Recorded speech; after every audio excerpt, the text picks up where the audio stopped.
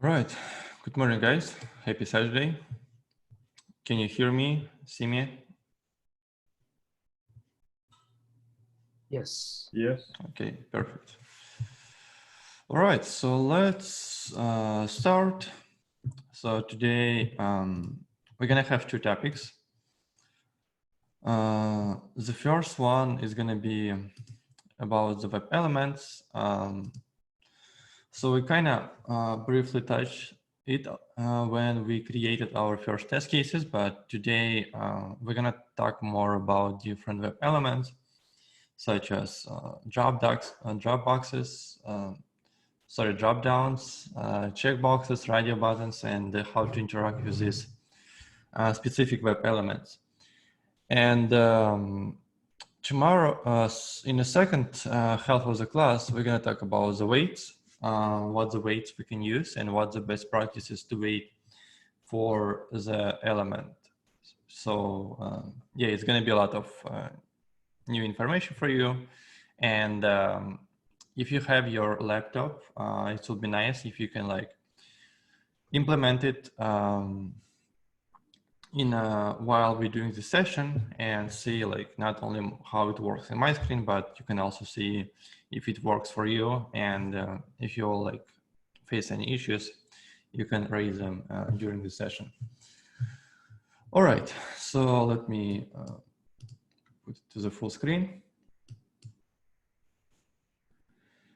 And let's start. So yeah, here's the agenda again. Yeah, pretty much as I said, like drop downs, radio buttons, checkboxes, alerts, and then we can do like some exercises. All right, so we already have like you guys already know about the web element object, right? So after you use command driver.find element and passing your CSS selector or XPath selector or any other locator. So it returns like find element returns you the web element object, right? And in this web element object, you can interact with that as well. So you can like get a text, get a value, check if this web element is present to get specific attribute. So you can like pretty much do anything you want with this web element. You can click to that, you can like get attribute. You can also get location of element. It will return you the location in the like X, Y coordinates. It will tell you like where is it exactly located. So you can get size of the element, get tag name, check if it's displayed, enabled, selected, send keys. And you can also use a submit method. If it's a submit button, you can use it and it will automatically click to that and pretty much will do the same thing as you will click to that. All right, so the first one that we're gonna talk about today, it's drop downs. So how can we interact with the drop downs? So basically it's little bit, little bit different. If you want to use like select drop downs or radio buttons, you will need to use, you will need to create new instance. And so you can see here is drop down and it creates an object from select class, right? And inside of the select class, as a constructor, it's passing it web element, right? So quick example would be, let me actually exit from full screen mode. And let's open the example application. And yeah, quick note, like many of these elements like drop downs, alerts, and radio buttons, you wouldn't see them that much in real life. Why? Because right now it's more like attributes for HTML and like back in the days, like 5 years ago, 10 years ago, like many websites, they had like this specific checkboxes or radio buttons. Right now, many elements, they don't have this that much, or they have customized checkboxes or radio buttons. And it's not going to be like a real checkbox. It's going to be like a remodeled checkbox, and some elements may not apply. So for example, in Quidas, in our application, there's like, I wasn't able to find any proper example of the dropdown because they just don't want to use it. There's like no purpose to use it.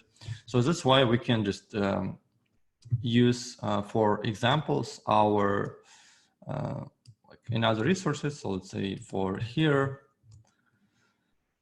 let me, yeah, so this is a simple registration page, and you can see it's like, it's built in old type model. So you can see it's like Mercury, like tours, like simple registration flow, and all the submit form, it's pretty much pretty simple. And what we care about here is this country drop down, right? So we want to select like any values here. So let's say like Australia, I don't know, Argentina, or something like that, right? So yeah, let's create our first test case and see how this select class will look in the action. All right, let me go back here. And in our project, well, let's just create another test class and name it as a web elements examples tests, right? So let's create it. And again, because I don't want to, well, I can create, I can initiate the driver one more time, and I can like pass all this like hooks, pre-hooks and outer hooks. But instead of that, what I can do, I can just use my created base test, which basically already handles driver initiation and driver quitting. I can just say extends base test, right? And after that, I don't have to initiate the browser and close it after each test. All right, and here let's create simple method and name it as a public void drop down example, right? And let's leave it empty for now, and let's add test tag for testng. So this is how testng will identify, okay, this is a like testing method. And inside that, what we can do, we can say like driver, open our URL, which is going to be here. I can pass you in a Slack as well.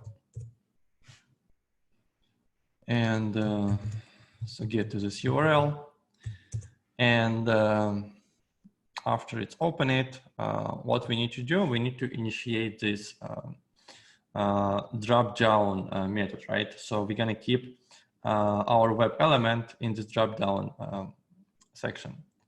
So let's just do that as well. So let's say select, let's add the import select drop down, and in select drop down, it's going to be new select driver find element by our identification, right? So it's going to be like equal new select driver find element and by And let's actually see what's the best locator we can use for our dropdown.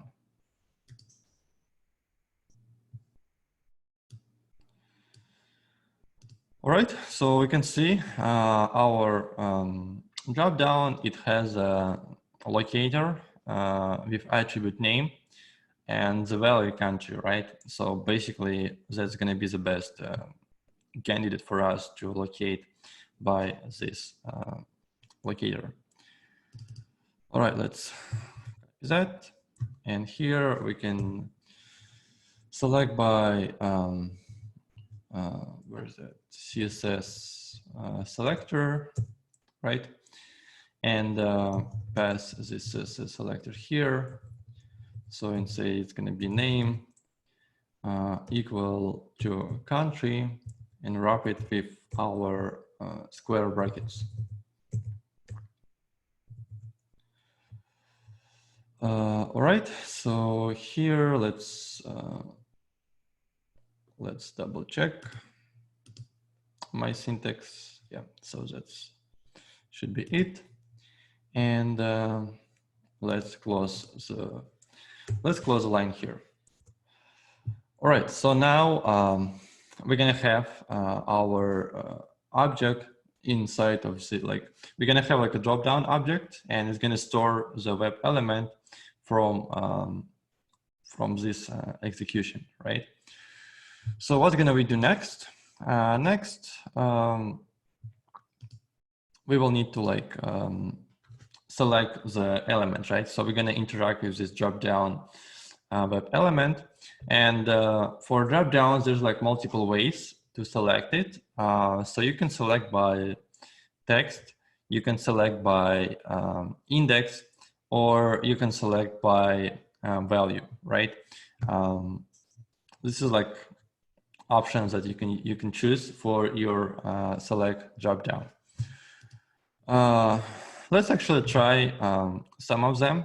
So let's say we want to select for Argentina, right? So if you want to select by Argentina, this means we will need to select by text, and then we can try to use this approach and say select by visible text by Italy or Argentina, right? So here we can say drop down, select by visible text, and pass our text, and our text we can get from here.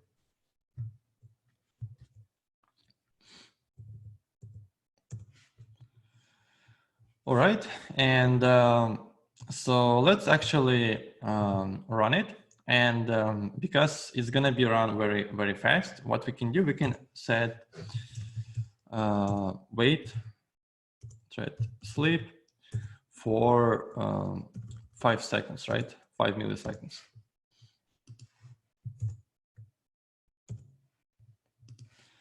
And let's see, let's run it and see if that works.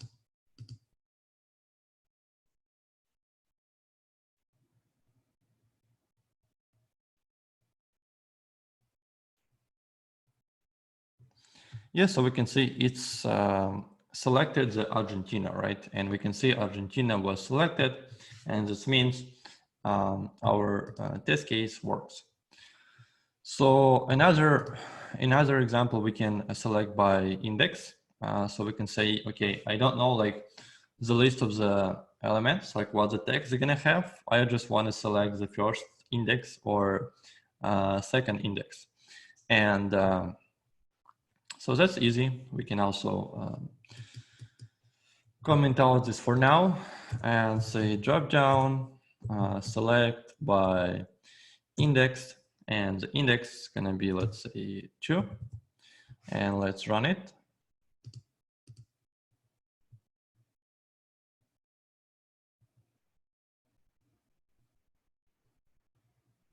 Okay, so we can say American Samoa was selected because it has index 2, right? But again, because this is index, please don't forget that it starts with 0, not with 1. And if you say like select by index 2, it's actually going to select the first element on this dropdown. So it's pretty much the same what it's going to do for how it's going to work with arrays, lists, strings, and with many other like list type of elements. All right, so you can also select by option value, but it's going to be the same thing with a text. So if you're going to take a look to our dropdown, so I mean, our page was made for training, like automation training, and that's why it has like all of these values, and everything is like looks nicer. But sometimes you may not have the actual text, and your option is going to pop up from the value, right? And in this case, you will need to select by the value and not by the text. But in our case, it's going to be exactly the same because values are equal to the present text here. All right, let's move on. So you can also deselect. After you select something, you can deselect some values. So you can like deselect alls, you can deselect by text, you can deselect by index, and you can deselect by like options, right? So the thing is, like sometimes you may feel like a multiple drop downs. So in our case, I think it's like single select, right? So you can select more than 2 values, but sometimes you have a drop down where you can like select like multiple options, right? So you can like select like multiple countries, or I don't know, like multiple options. In this case, you can you will need to pass what exactly you want to deselect. If it's like, for example, you open the page and it's pre-populates some of the value in the dropdown, right? And you want to deselect all of them, or you want to deselect some of the other values. And in this case, you're just going to use a deselect methods, like deselect all, deselect by visible text, and deselect by index. So pretty much what it's going to do, it's just going to click to this value one more time, and this is how it's going to deselect it. But the logic behind that is going to be exactly the same. All right, so yeah, so this is the example. So you can get like select like by visible text, or you can say like, hey, I want to select get first selected option, right? If it's selected. And so technically in this case, it's actually should print to us our selected option. So we can actually see how it works. So web element, so it says like, okay, I want to select this element by select value. And here we can say, okay, I want to, for this dropdown, I want to get selected value and then print it. So let's try and see how it works in action. So let's say here we need to say, let's do it 5. And we can say web element option drop down get first selected option, right? So let's do that. Web element option equal to select not select drop down, right? Drop down get first selected option. And after that, we can just print the text of this element. So we can say like system out print line, and it's going to be option. And because it's not going to be text, it's just going to be the web element, we can say get text, right?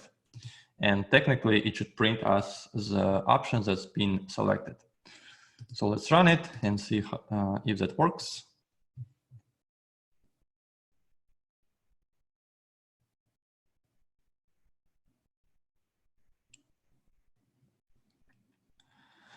All right, and now we can see in our log that our printed country was like our selected country was printed, and we can like interact with that. So we can like, I don't know, print it, or we can like save it as a variable, or we can like click to that again. But yeah, so this is how you can interact with like drop downs. All right, so what else we can do here? We can like get a list of the options. We can check like the list of the options, and then we can interact with that. So let's say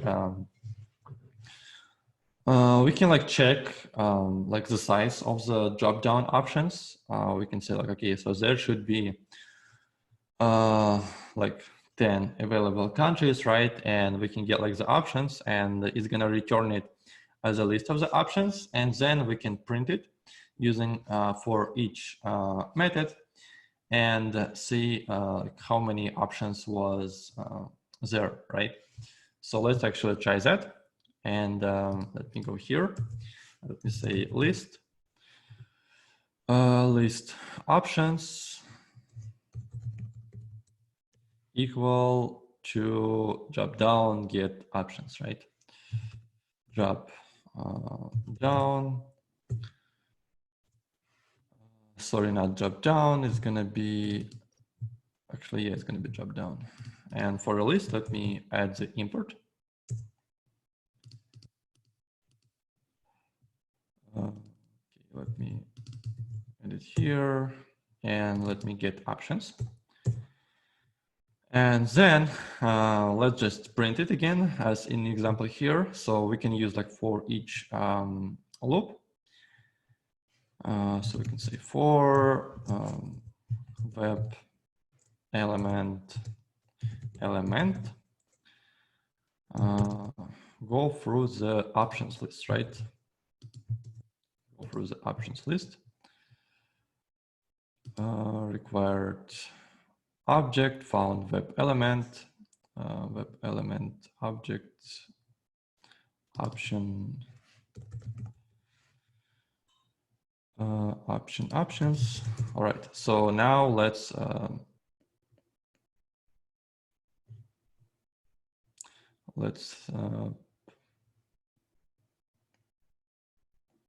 okay, it says I already defined the option in the scope, right? Let's say single option. So we will avoid the naming conflict here. Single option, right? Single option, and then we can say single like system out print line, and let's pass the single option, and let's get text for each of them. All right, so let's see why options. Yeah, let's see why it doesn't like this approach. So it says it's looking for it's found web element, but it's required the object. Let's check the list of object, get options. Let's actually check what the get option returns. So it says it returns the list of web elements, right? So we have like a web element, and yes, a list of web elements. And here, list options, get options. So this is going to be a list. We can say maybe it doesn't like because it's list, not array list. Let's check. Okay, so now in this case, it requires a list. All right, if it requires a list, let's see what's gonna happen if you're gonna change it to the object. All right, my IntelliJ gets crazy sometimes, so let me close this pop-up window, and let's say object. Well, if I'm specify the object, of course, it's gonna say like I don't know what the get text means, right? So let's actually return the web element, and let's try, let's try to run it anyway, because for me, it seems to be fine. Oh, you know what, guys? I think I know what's the problem here. Let me do that. Let me say web element, and let's leave it empty. And let's remove the declaration from here. Single option.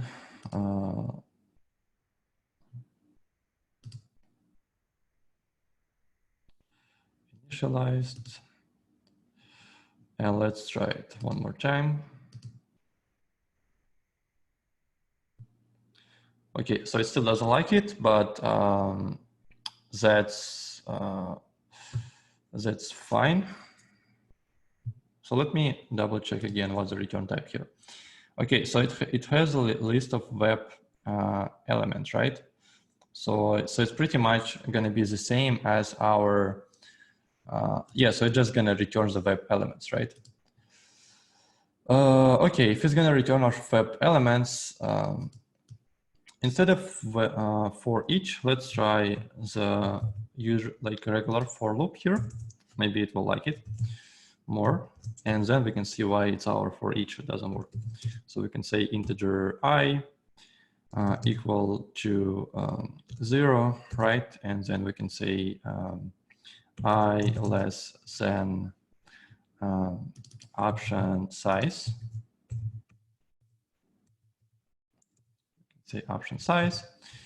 And so it's going to be that comma here, not the dot. And just increase it by each iteration loop, right?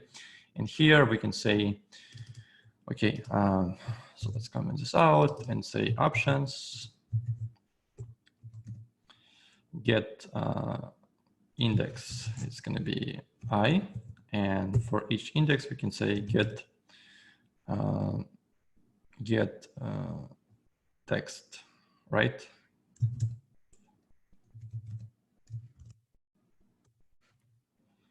All right, get text. So it still says it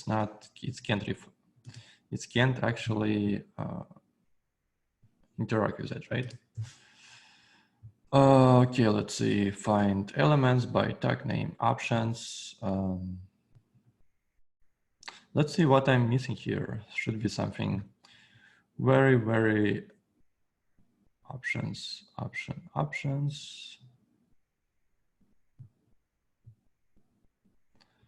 All right. Let's see one more time. So we have our element options, right? And it's here. And it's going to return a list of the options. And list of the options is going to return as a list of the elements. And in this, because it's, well, technically, if it's return it as a list of find elements, right? So technically get options by tag name option.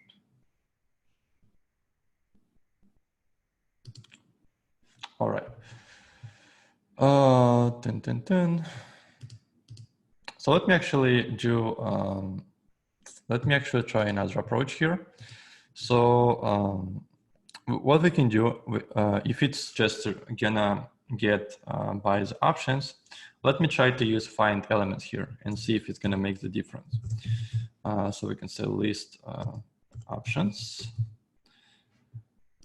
and comment this out and say driver find elements. Okay, I need to change, I need to exit from my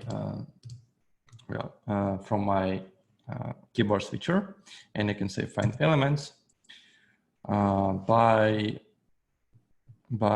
select and option, right? Okay, so it says it has 264 countries in this list. All right, so let's grab that.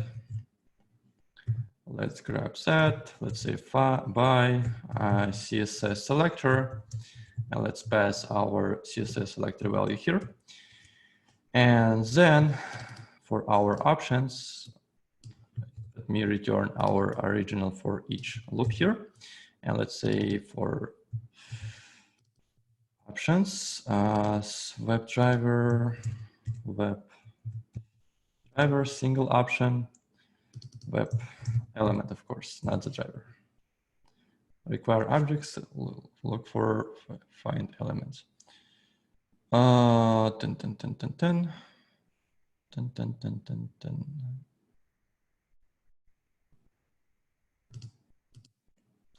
Yeah, we still have the same issue, right?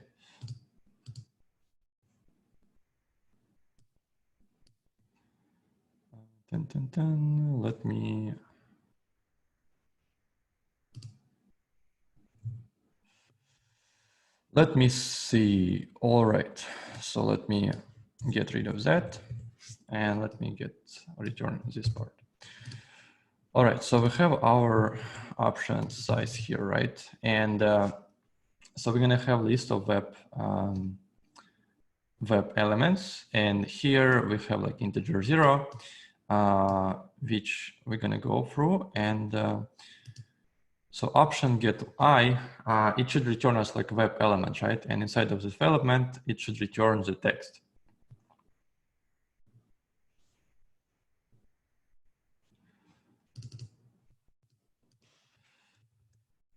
Maybe I didn't specify that's gonna be web. Oh yeah, of course. I didn't specify the type of the list. That's its web elements, and that's why it complains, because it didn't know the type, right? Let me run it.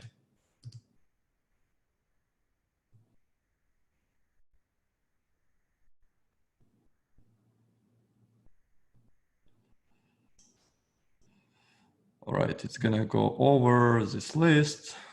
It's gonna print it, but it print only the first one for some reason. Why? Because I think we need to, we don't print anything, right? That's why I didn't print anything here. All right, so let's copy that. System print ln, and let's print this value.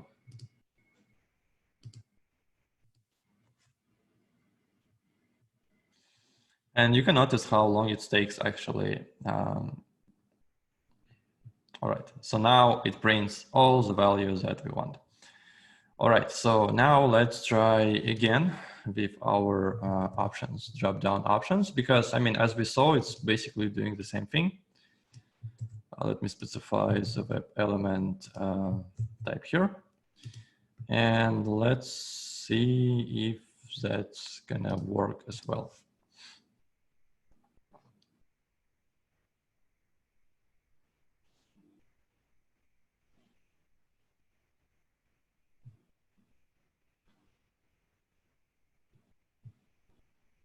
All right. So it's doing the same thing, and you can actually notice it's like takes around 10 minutes to execute the test case, right? Why? Because it has to go for, it's getting list of the elements, and it's getting text from each element, and it's printing. And that's actually very heavy load for our program, and that's why it takes, I mean, of course we have sleep here, but if you reduce sleep, you can see this test case takes 7 seconds, right? It's only because we have interact with massive type of data. All right, guys, so the issue was because I didn't specify the list type, and of course it didn't know like what kind of type it is. And that's why the compiler actually complained like, hey, I don't know what the type you're gonna interact, like, I don't know what the get text is, like you didn't specify the object type. And yeah, so I need to, that's a typo in presentation. Let me actually change it right now. Web element, right? And now it should be fine for you if you're gonna use this presentation. Like, don't forget, you need to specify the list type. All right, let's move on. Let's move on with drop downs. And okay, so then it goes to radio buttons and checkboxes. Do you guys have any questions about the drop downs?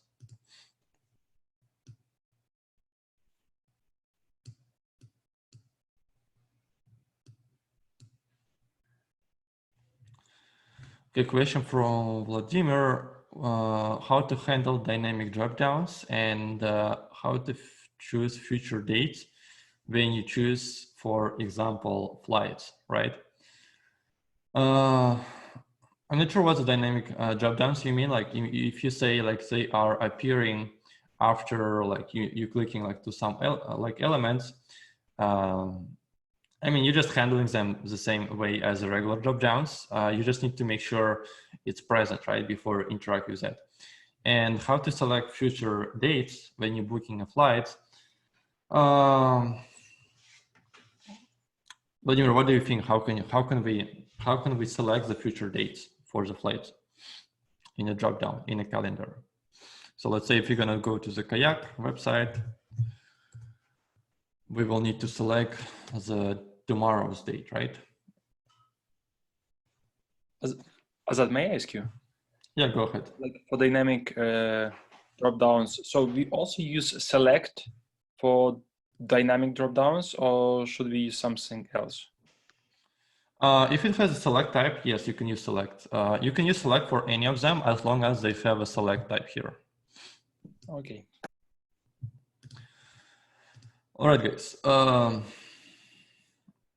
If I am on the Kayak website, right, and I want to book a flight for tomorrow, question to the audience: what do you guys think? How can I select the date for tomorrow, knowing that date's gonna be changed, right? So tomorrow is not gonna be March 14, it's gonna be March 15.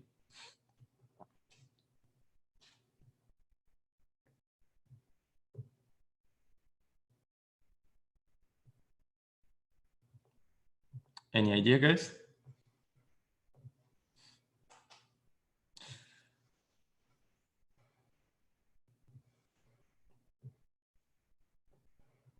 No? Okay, quick question is, you will need to work with times library in Java. So you will need to select like current time, and then you need to add like plus like 24 hours and select this date, right? So this is how it's going to be dynamically selected. I mean, this is a better approach. It's pretty much like when you actually created the generated the emails like unique string, right? When we talk about how to generate unique string, like some of you told me, hey, we need to create a timestamp, and because timestamp is going to be unique all the times, because we are not going to have the same second again in our life, right? So each second in our life is unique, and we can use the timestamp, and this is how we're going to generate our unique string, right? So this is going to be the same. It's going to be the same library. You just need to select. You're just going to select at like. You're just going to get like current timestamp at 24 hours, and this is going to be your tomorrow's date, right? I can't show you because it's out of scope, Vladimir, but you can actually like look on the internet. It's exactly the same logic. Yeah, if I'm going to show you, it's going to take probably another hour or 30 minutes, and because we have a lot of things to cover, I unfortunately I can't show you exactly, but again, you can easily Google it, and it's going to have the same logic as you use for timestamps.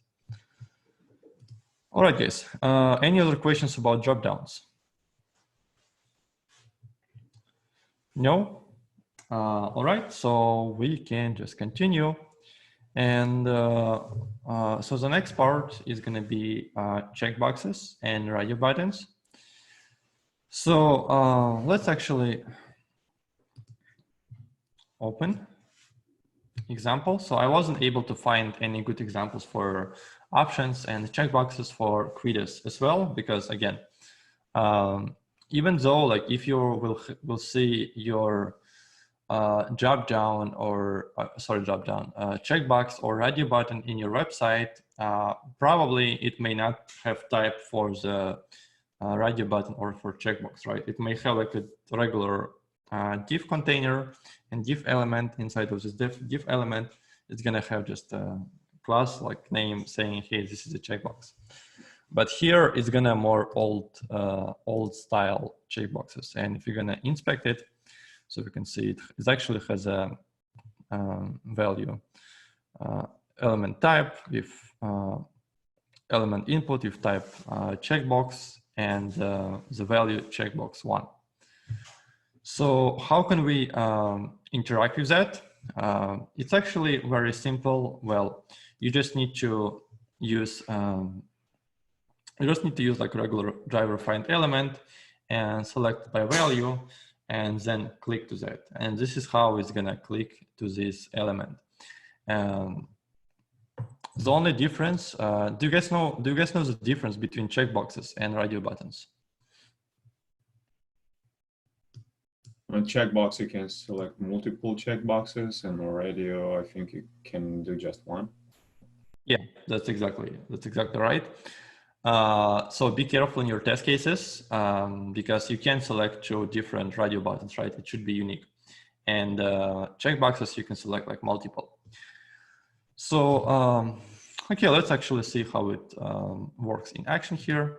So let me create another test case for checkbox.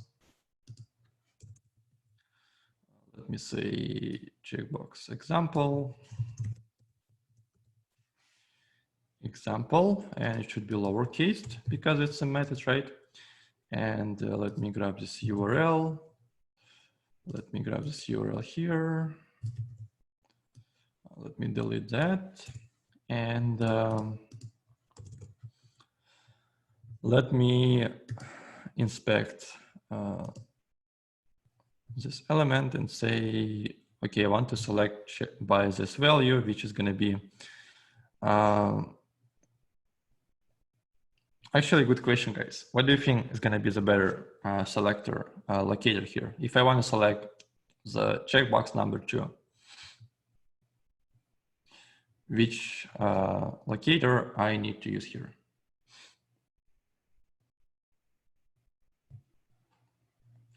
Okay, Alexei thinks it's ID.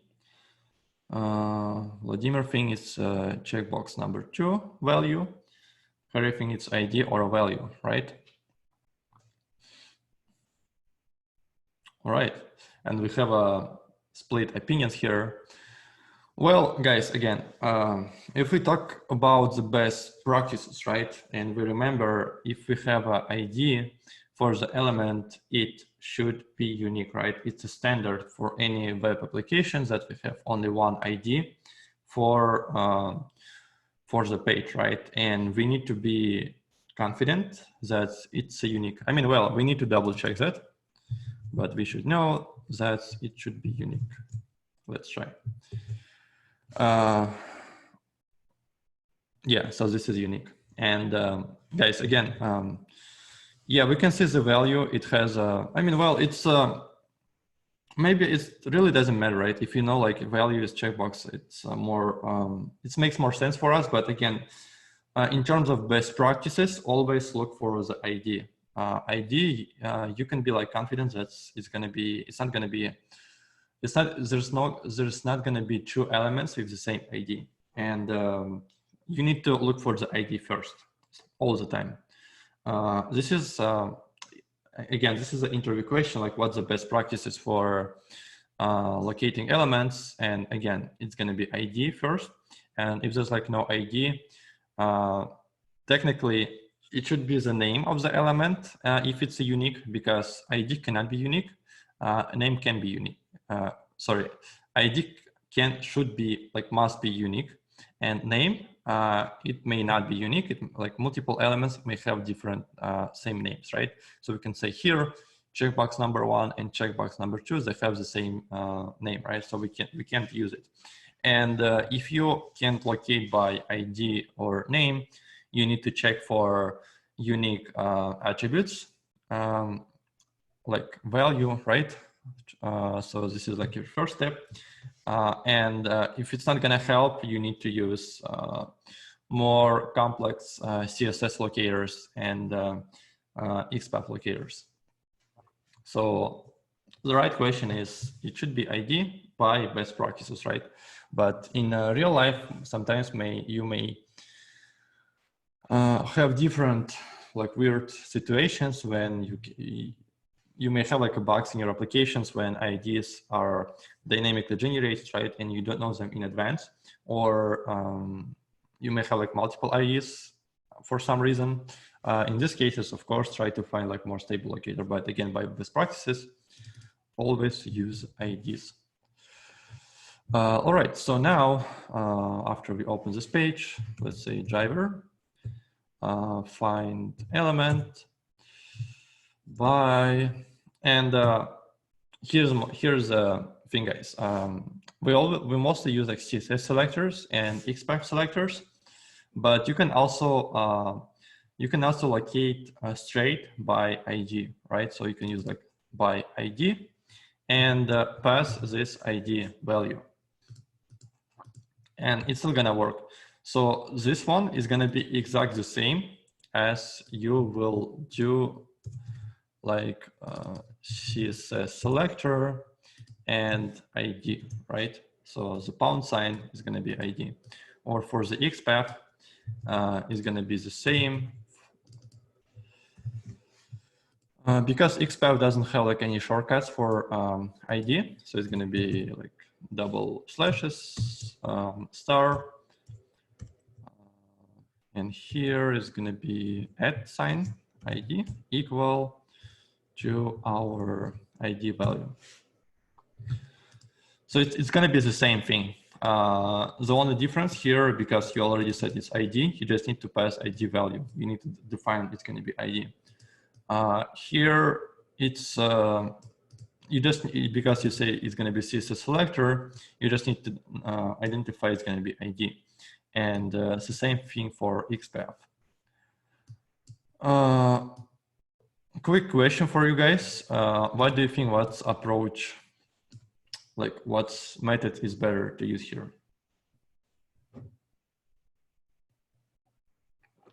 If you know like these three methods gonna do the same thing, but which one is better to use?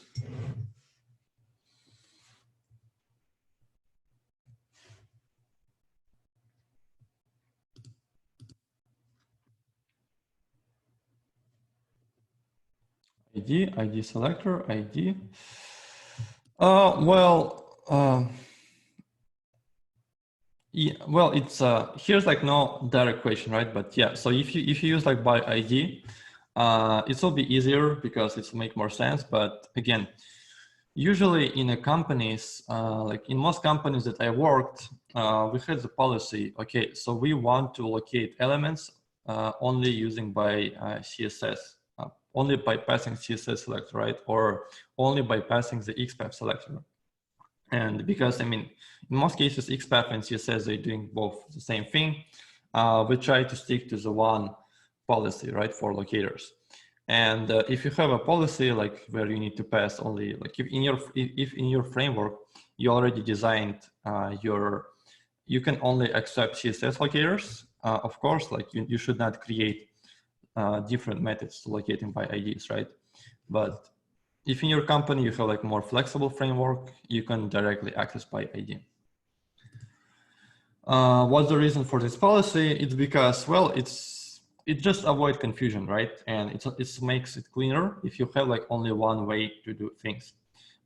It's kind of like you have only, you're writing your test automation using only one programming language, right? You're writing only in Java. You can also write it in a Python, some of the modules, right? But it doesn't make sense because both of them doing the same thing, right? In general, and it's just like easier. All right, guys. So let's delete that and check if it's gonna be if it's gonna select this checkbox, and let's add this thread sleep.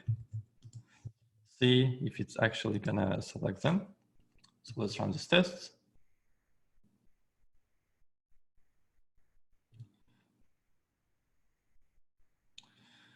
And it's not selecting them. Why? Because I didn't specify that I need to click here, right? That's why it just opened it, it found it, and it passed, right? Without doing any actions. All right, so now it fails, and it says it failed. Why it failed? Invalid element state exception, right? What happens, it says like element wasn't fully loaded, and that's why I wasn't able to click to that. So this means like we need to add sleep before because element is not fully loaded. That's actually we're gonna talk about in a second half of the session. Instead of clear, click. Oh yeah. Thank you, Natalia. It makes more sense.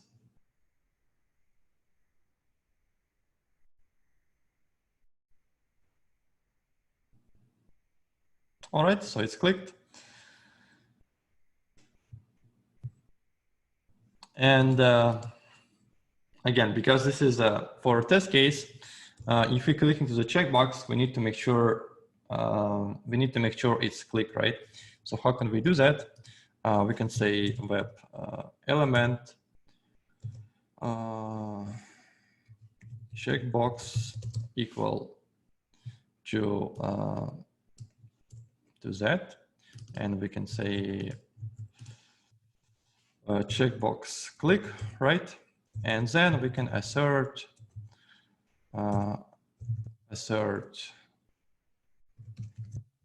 true that our checkbox is clicked, right? Is selected. So let's run it and see. Let me add it here.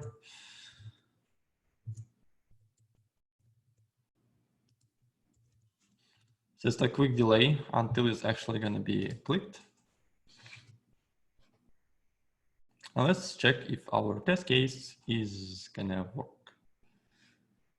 So it's selected, and then it's passed because our checkbox is actually selected. Like this is like quick, simple example. All right, so and to get list of the elements, again, it's going to be the same logic. You just need to go you just need to create a list using like find list elements, and just can interact with for each of them, and just print the values and like select like one by one, right? So in this example, it's actually inside the loop. It's going through the loop, and it's clicking to each element separately, right? And this is how you can perform multi-select options here. All right, guys, any questions about radio buttons and checkboxes?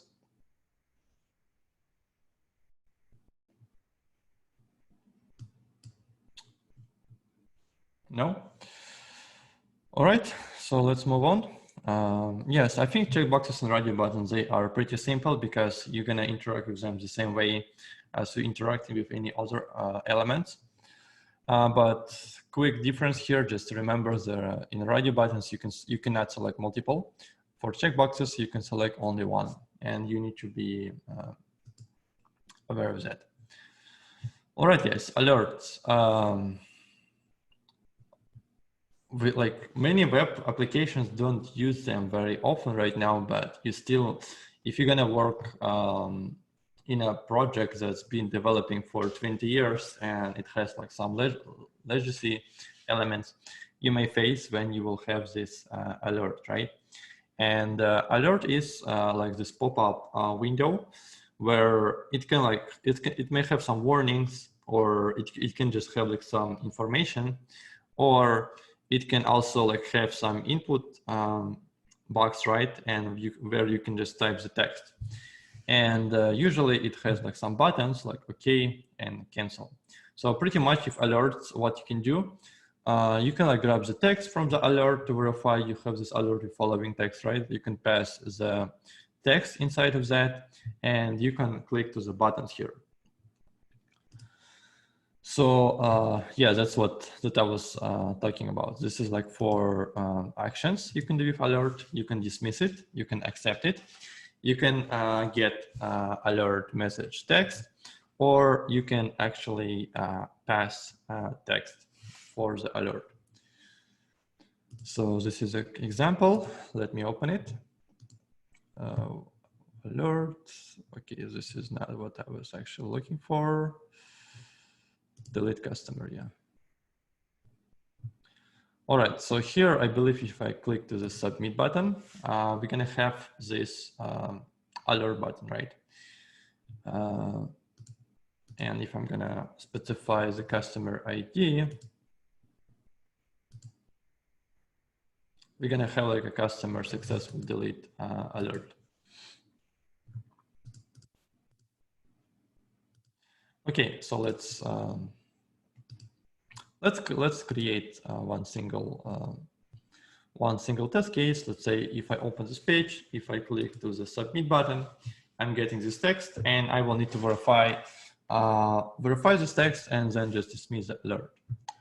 So let's grab this URL and let's create another test case. Okay, let's grab this method here. Let's say alert example. So let's open this URL from here.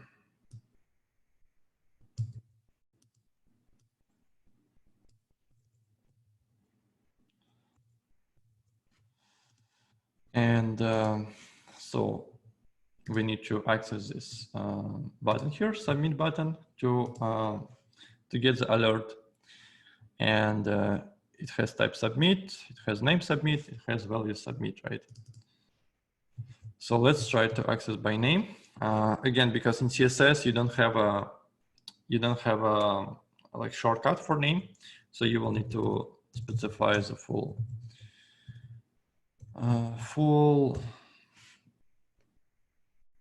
path to the name. Okay, so it says name with submit, it has only one value, right?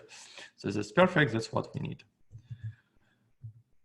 Here we need to say, okay, after you open this page, driver, find element by CSS selector, pass this selector, use single quotes, and click to that, right? After we will click to that, we're gonna have this alert. And to access this alert, what we're gonna do, we're gonna we're actually gonna do that through our driver instance. We need to say, okay, I want to switch to the alert and I want to dismiss it. Let's grab that.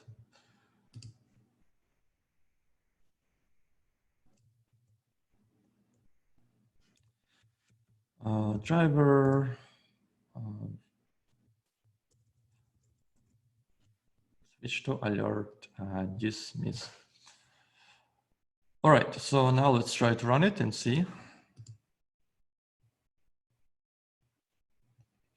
Okay, it says it doesn't enter the file. I did not specify the closing parentheses, right?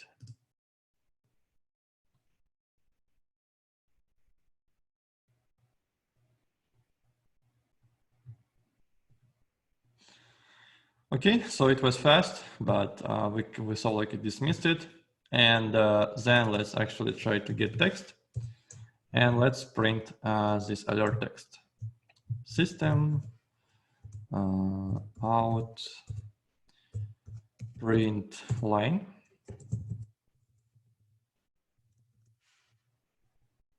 Let's run it.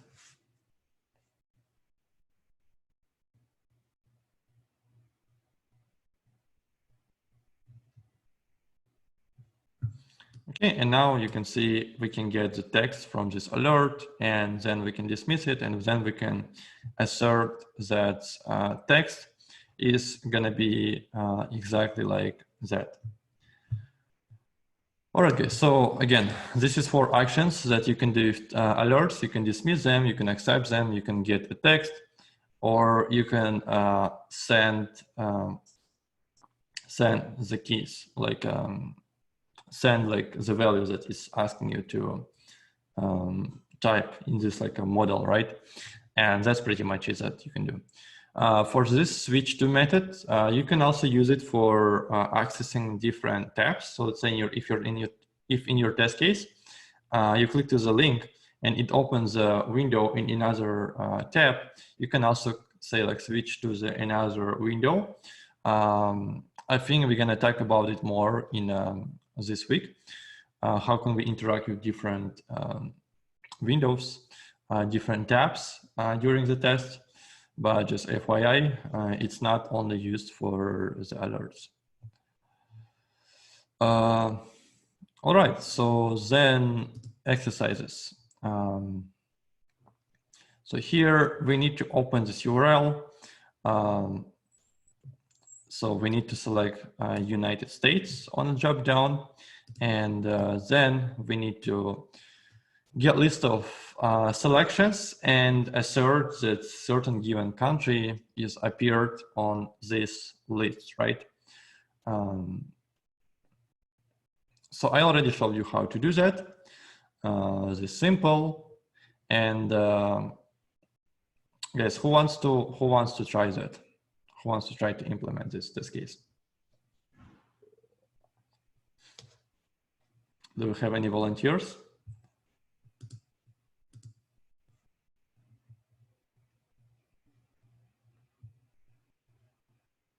Anyone?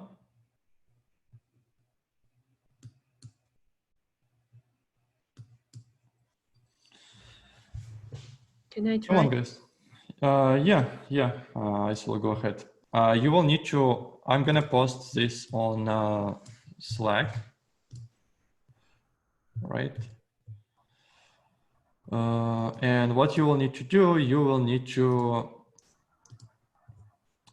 share, I will stop sharing my screen and you will need to start to share your screen, and you can just write it down and we will help you out on the fly.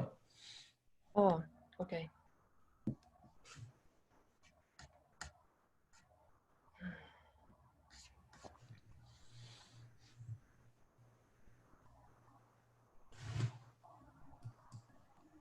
Can you see my screen? Yeah, we can.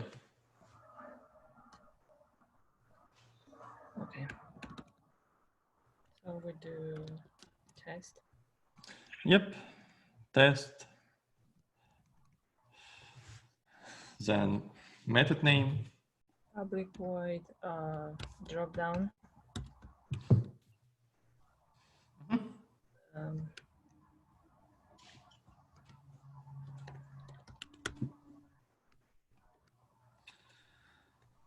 You don't have to do that for now. You can just automatically generate.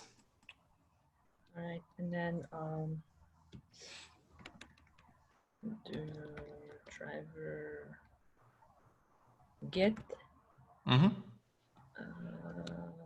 we put the link, right? Yes, exactly.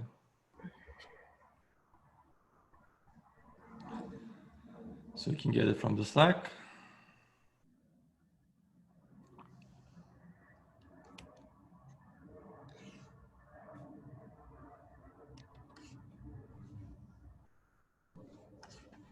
And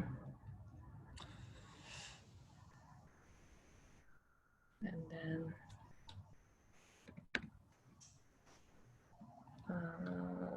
let's see what we did. And then we do select drop down. So the second step, you need to select United States in this drop down, right? Yeah, so you need select. Right?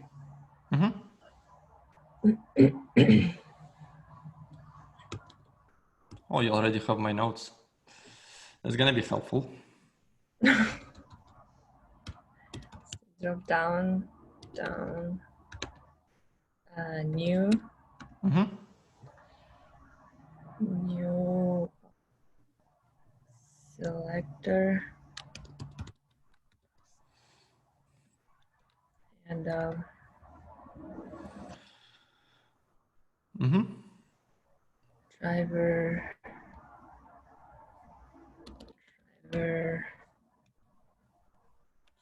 find the element Mm-hmm.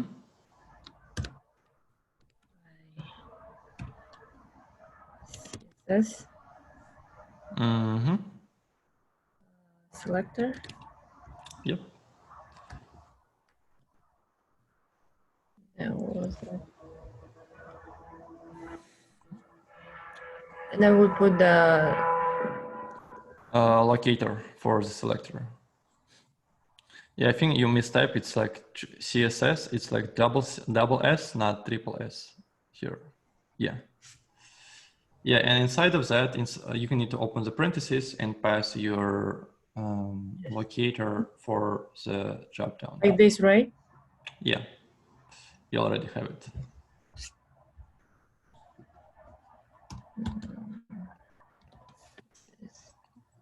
Mm-hmm. You just need to add them in a parentheses, like in a selector. I mean, CSS selector, it's a method, right? And you are passing the string as a parameter, and you need to define the parentheses, opening and closing one. Like this, right? Mm-hmm. And then You need to select country like United States, for example. like this one, but we put the United Yeah. States. Yep, exactly.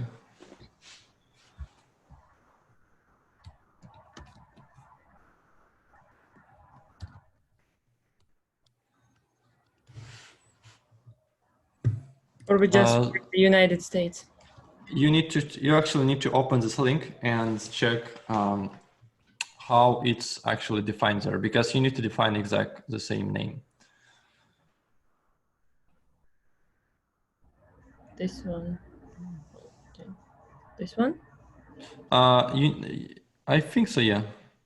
Well, again, it's better to open this URL again and just to make sure how United States is defined. Yeah, open the register one. It's here. This one? No. Go. You see the demo guru register new tours.php. Yeah, can you close this model? Press like X button here. This website? No. You see that it's appears a model, right? You need to close this model. It's like in the right upper side. Here's the X button. Can you go to yeah, right here. Yeah. And you need to you see like here's a link in the upside, like a demo. Scroll up a little bit. Yeah, you see the link, demo guru. Little bit above, little bit down. Yeah, this one. Just copy it. Yeah, just click to that and it will open. And if you open the countryside, if you scroll down, okay, United States should be here. Yeah, it's just the United States. So you need to define them exactly as the United States. Uppercase and United.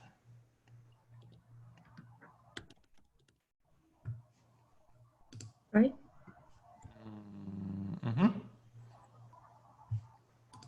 This is the first part, and the second part, you need to get list of the countries and make sure like some certain country appears on this list, right? So now we do the drop down. Actually, yeah. Actually, let's run your test case and make sure it works in this point. So you need to, well, you probably need to comment out the alert example, right? For now, so it's not gonna break. Take out this one? Yes. Oh, you mean this one? No, the line 53, 54, because otherwise you're gonna have like compiler error. Okay, and for test public void dropdown, you need to, it's actually opening parentheses and closing parentheses. You need to define the scope of your method, right?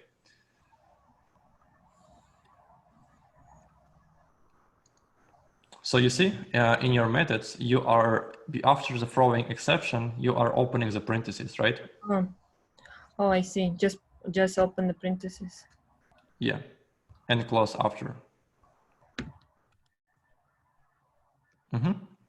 And close it after your method is done. And here's one more thing. I think your parentheses line number 52, it defines the scope of the class, right? So it says, okay, class ends here. But because your method inside the class, you need to delete it from here and add it in the end of your program.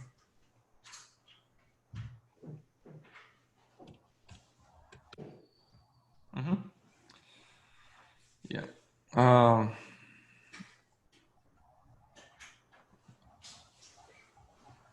You will probably, you need to import the selector library. So you see it says like, I don't know what the select is, right? So it's highlighted as, yeah. If you're using a Mac, you can import the class, yeah, and select if it's Selenium, and the same thing here.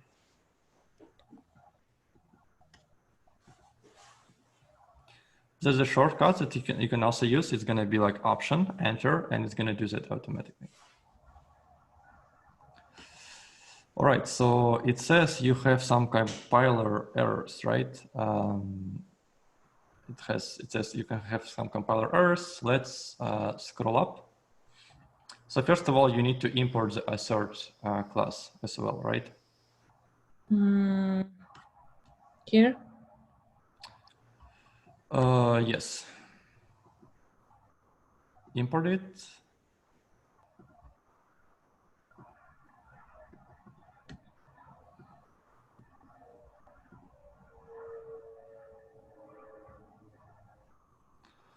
All right, and in your test case above, if you scroll up, you can see that Maybe just highlight for now to know. Yeah, you can like comment out the entire test case. It will just easier, I think.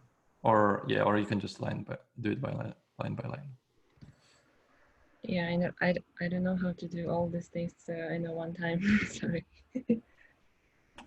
You just need to like you just need to multi-select them, and I still think you have like some, yeah, you still have some errors like above. Here, your select dropdown is still yeah, and line number 18 as well. All right, so yeah, this one's as well. This. Yes. And you have like one missed parenthesis in line number 29, and scroll up a little bit, and this test annotation is gonna complain because there's like no methods. All right, so now let's see. Yeah, now it looks fine. Okay, so it says you have some compiler error, right?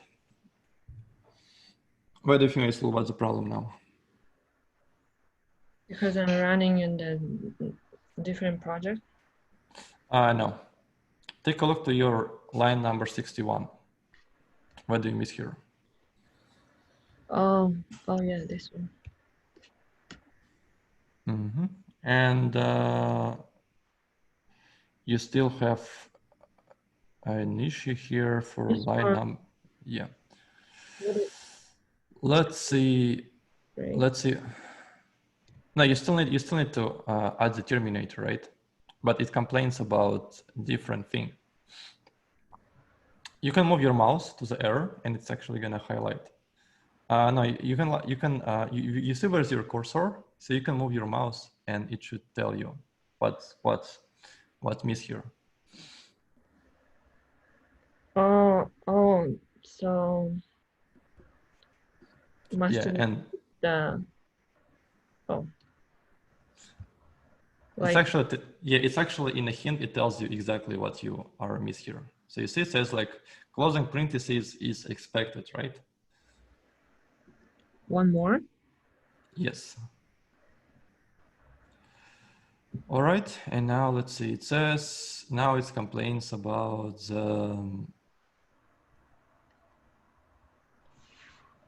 this abstract cannot be initialized. So maybe the class name is different. It's a not selector. It's a select actually.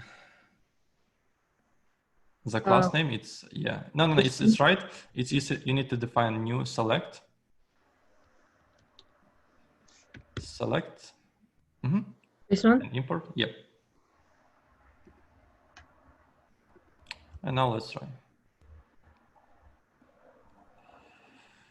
Okay, it says no tests were found. I think Natalia had the same issue, right, this morning that she was stuck typed. Yes. Okay, scroll. I will scroll up. Mm-hmm. Scroll up to the top. So you see, here's the problem. Let's take a look to your line number 1, right? You are importing the test from JUnit, not from testng, but you're trying to run using the testng, right? That's why testng doesn't recognize this this annotation. I would probably, I mean, we don't know the exact, just delete the line number 1 completely. And now scroll down. So now it complains it can't find, right? So you can go here and import it automatically. You see here, you can do that through the JUnit or through testng. So you do that through testng. So the second one.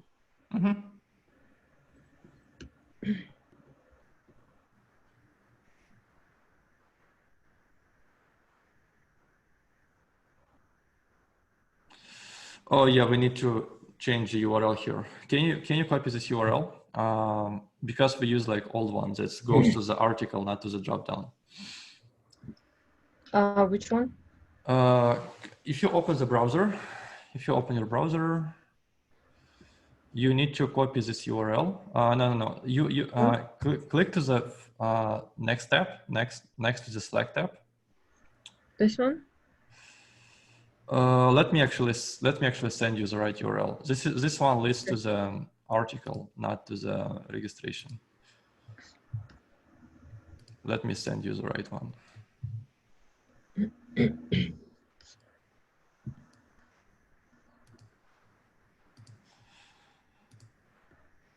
All right, so let me pass it to you. Yeah, get my latest one.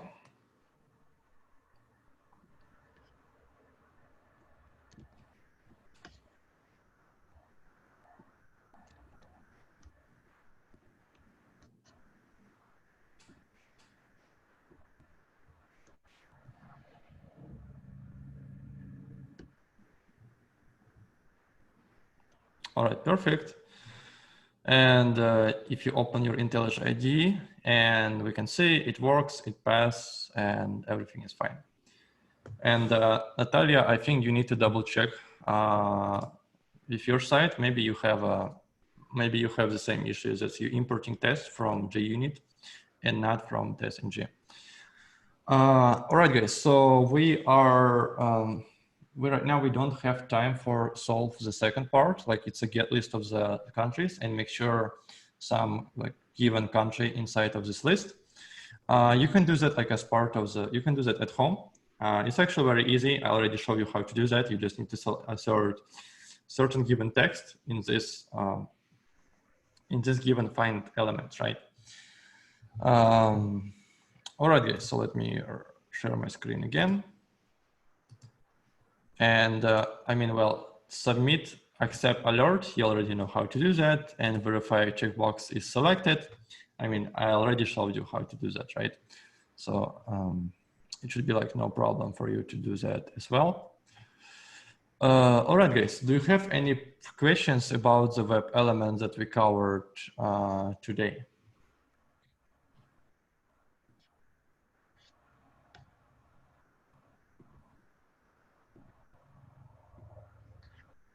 Okay, If you don't have any questions, let's actually. So we're gonna cover the next topic for today. It's gonna be Selenium weights, and let's actually, before we'll continue, let's take like 5 minutes break to get some coffee, to get some water, and just refresh your mind, because Selenium weights, it's actually very interesting and a huge topic for today. And we're gonna do a lot of refactoring for the weights. Okay, so it's 11:21. Let's actually continue in 5 minutes. Let's continue in 11:26. I'm gonna mute myself and I'm gonna stop sharing the videos, and we're gonna continue at 11:26. And yeah, so see you guys in 5 minutes.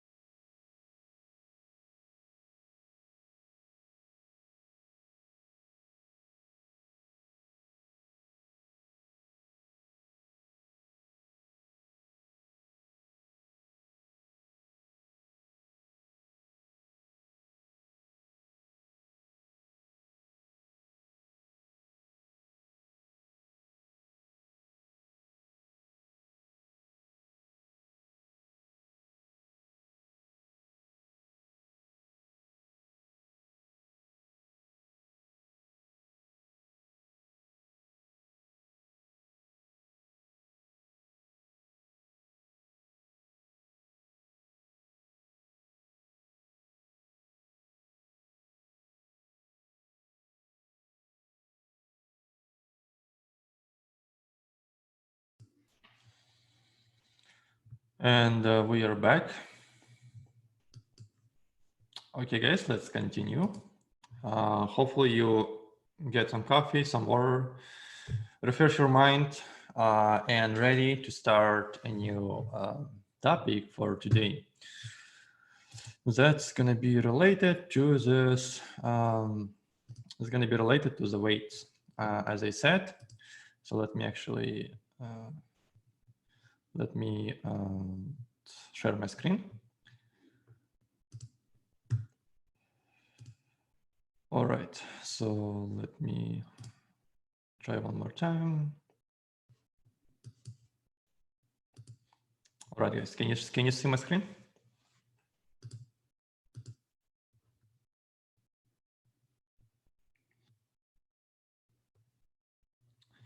Yeah. Okay, I see someone has a question. Yeah, go ahead. Hey, Azat, can you hear me? Yeah, I can Yeah, hear I you. just wanted to ask, so for the Selenium that we're doing for the automation right now, so I know it's a lot of information. In the interview, are you expected to know everything through muscle memory or how to work with things? That's just what I want to know. It's Like how to well, use it versus memorizing it, you know what I mean? yeah. So here's the thing. In the interview, well, first of all, what you need to expect. You need to expect algorithm question. It's in every Selenium interview you will have, and you don't really need to memorize it. I mean, well, if you will just like practice with like some web elements, and you will just remember, hey, this is how I can interact with select, right? Or like, how can I at least get a list of the drop downs? They can actually ask you like, hey, like, let's say we have a drop down and we want to implement this test case, right? And you don't have to like memorize exact steps, exact class names. You just need to you just need to explain like more in the highlight, like, hey, like probably I will start with, I will just using like find elements. I will like get list of the multiple elements, right? And then using like for loop, I will like for each of the web element in this list, I will get a text and I will compare if it contains equal like some certain country, right? Just like giving them highlight view. But of course, like, I mean, everyone's understand, like nobody knows exact methods, right? Or exact class. Like I didn't even like, because most of the time, like when I'm doing the homework or something, I'm usually Googling and I'm like I won't remember everything. Even for CSS, I would have to look back at the notes and say, oh, this is how you do it. And that's how I would find my way of doing it or the answer. Yeah, that's actually how it should be. Because you see, if you do like your homework, you kind of like solve this problem already. Yeah. And if they're gonna ask you like the similar problem, you can say, hey, like previously I had this problem and I solved it like using like that, and just explaining them the logic. And that's usually like, I mean, that's usually tells me, okay, so this person knows what he is talking about and he understands the basic knowledge. And that's pretty much it. Like, I'm not gonna like usually they don't like force you to write exact code, right?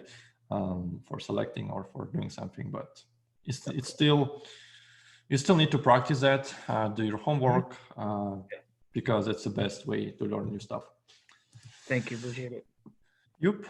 Okay, so let's, so this is agenda for like second half of the session. I'm going to explain you why do you need to wait sometimes and what kind of waits exist in Selenium, and what can be like the main problem using the slips, thread slip, right, that we used in general. So why do we need to wait? So for Selenium by default, right, how Selenium knows when to, if you say like driver get web page, it will open the web page, right? But how Selenium knows when when page is fully loaded. So let's say for a Quidas. So how does it know the page is loaded, right? It's actually check this like spinner. If like spinner is not loading, it's a sign for Selenium, okay, page is loaded. And it doesn't care about any JavaScript elements, right? Because right now, most of the modern web applications, they they are loading the frame, and they are loading like all the images and all the buttons on the fly, right? They're trying to improve their performance, and they want to load their websites as fast as possible, right? And that's why they are still they're like loading like some kind of like skeleton for the web page, and then they are filling like different images, elements using the JavaScript, right? And it will, from visual perspective, it will looks like more faster than load all the everything at once.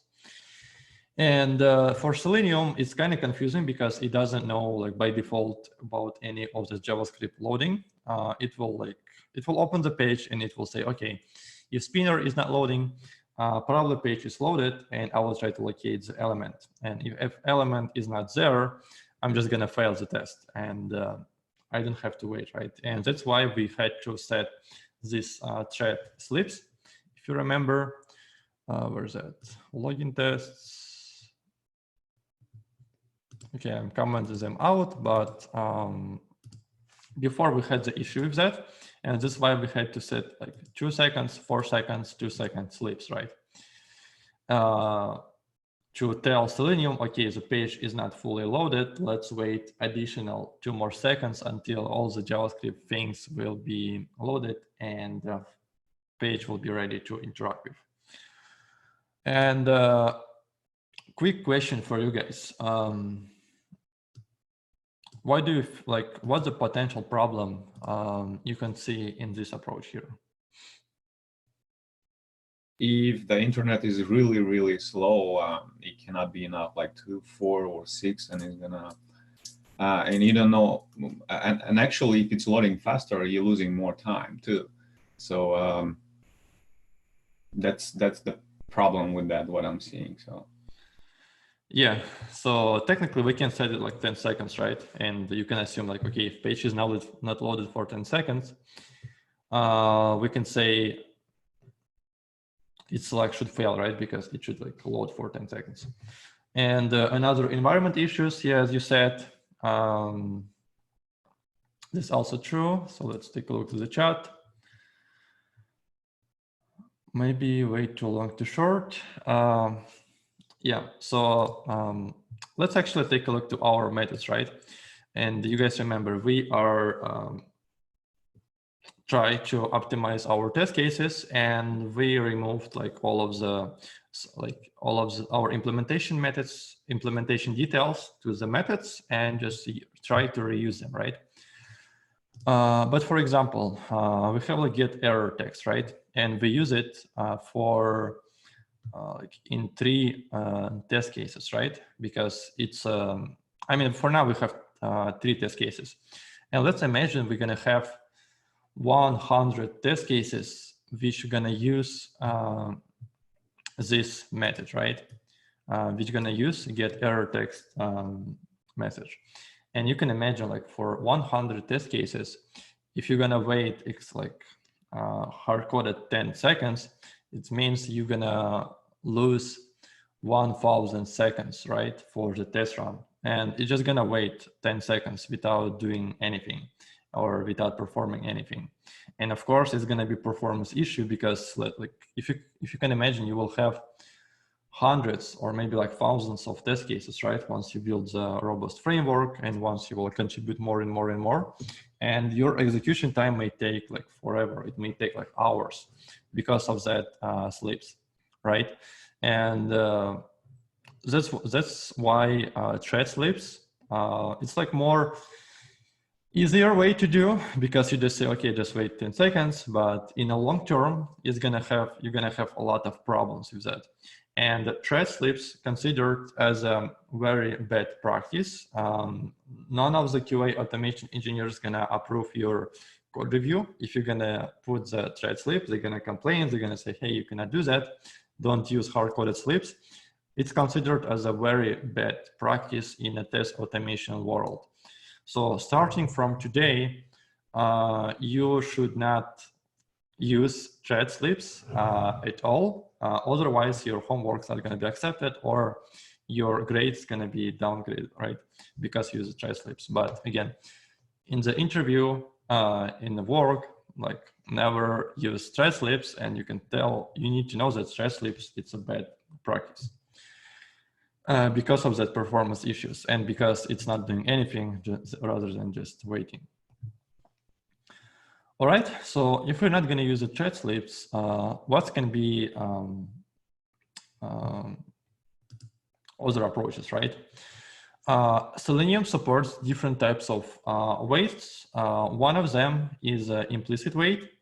It's implicit waits, I mean, as it says, it's implicitly waiting for the elements, right? So for the implicit wait, you telling Selenium, okay, after you load the page, if you're using like driver find element, and if you wasn't able to find an element, try to find it for try to find it for additional 60 seconds, right? Try to do pull for the page and make sure if element is there, and try to do it for 60 seconds. If you found it like right away, just continue. So it's kind of like more logical way to do that. You don't tell like wait 60 seconds, right? You can say, okay, you need to wait for this element up to 60 seconds, and if it's going to appear like in 1 second, just continue with testing. Don't wait for additional 60 seconds. So how to define implicit waits? So let's go back here. Let's go back here. Let's go back to our driver initialization, right? So you need to actually do it here. You need to say driver. It's under the manage, timeouts, implicitly wait for, so what's the syntax here? Timeout, time unit seconds. So timeout is gonna be, I mean, let's say up to 60 seconds. And another parameter is gonna be, so we want to run in a time unit, not the milliseconds, actually I want to do minutes. Wait, seconds actually, seconds, yeah. All right, and after that, so we can remove all of our thread slips.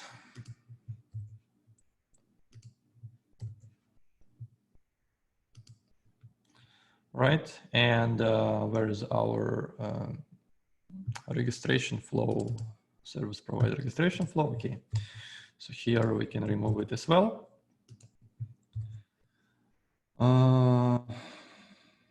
Okay, so let me remove this error messages.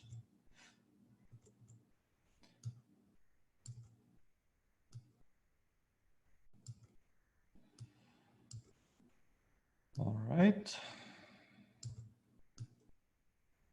Okay, and now let's run it and see if we, how it's gonna work. So let's say login tests, wait, smoke.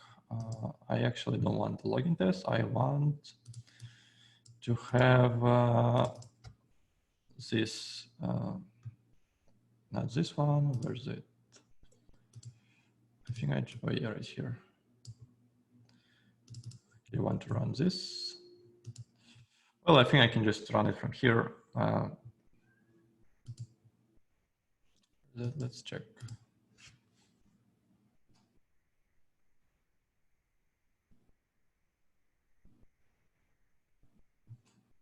Okay, so now you see it's a passing, right? It's a passing, and again, it's not waiting for any element additionally 60 seconds, right? It just checks if element's present, it continues with execution. If it's not present, it waits up to 60 seconds.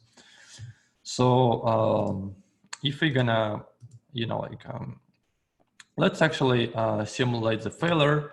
So let's change the locator here, which doesn't exist. And let's, let me actually set it for 10 seconds. And let's run it for 10 seconds. I mean, let's run the same test case here.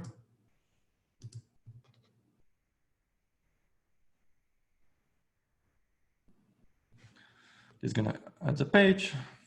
and it's still passed. It's still passed. Wait, why it's still passed? It shouldn't be passed.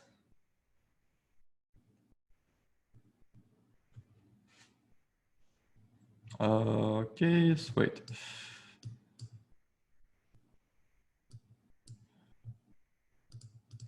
Let's see, actual string, expected success. Let's change the enter email locator here. Let's try one more time. Okay, let me run it through the Gradle. Gradle clean test smoke.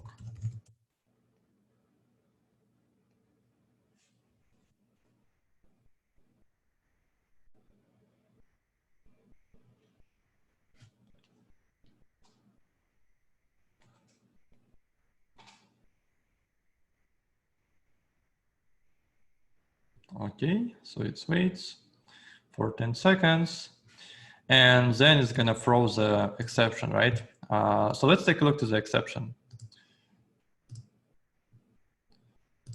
Let's take a look to the exception. So it says here, no such element is, no such element exception.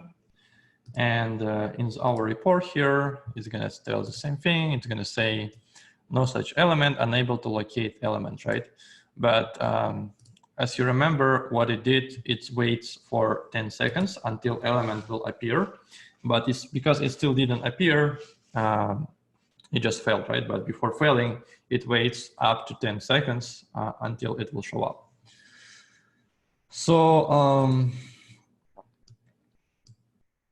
yeah, and this is basically how our how implicit waits are gonna work. Again, the only thing here is this timeout that you will set, like how long to wait for the element if it's not present. You can select like anytime, you can select like 10, you can select 60 seconds, you can select like 2 or 3 minutes, up to 5 minutes, like whatever you want. But quick question for you guys. What do you think was going to be optimal wait time in this case for implicit waits? What's the time, like how long I should wait for element to appear on the page for any element in general?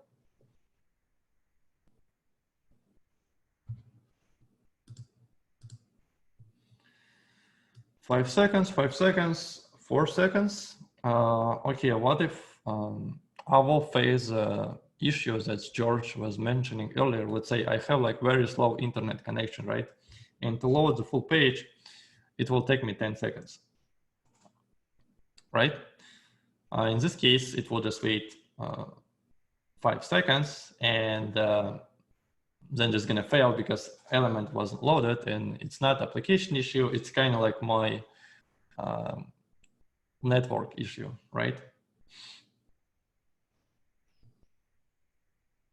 You think it's gonna be okay in this time, or I need to increase it? Like handle this kind of situations.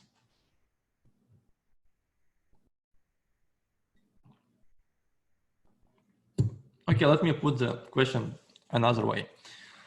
What do you think if I will put 60 seconds, right? What's the problem with that? Or if I will say 120 seconds.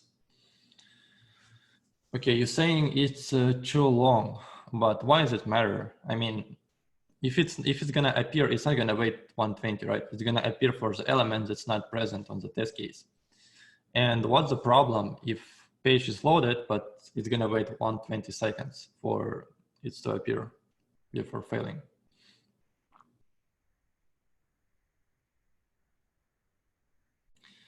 Because I want to have an efficient system, and why my system is right now is not efficient.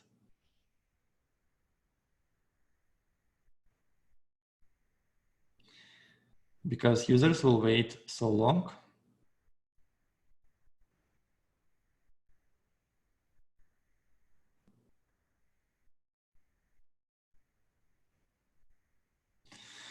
Okay, yeah, it's not efficient in terms of waiting. We'll run tests longer. You have a lot of tests to be run. Okay, guys, so it's not gonna be a problem if I wouldn't have any failures, right?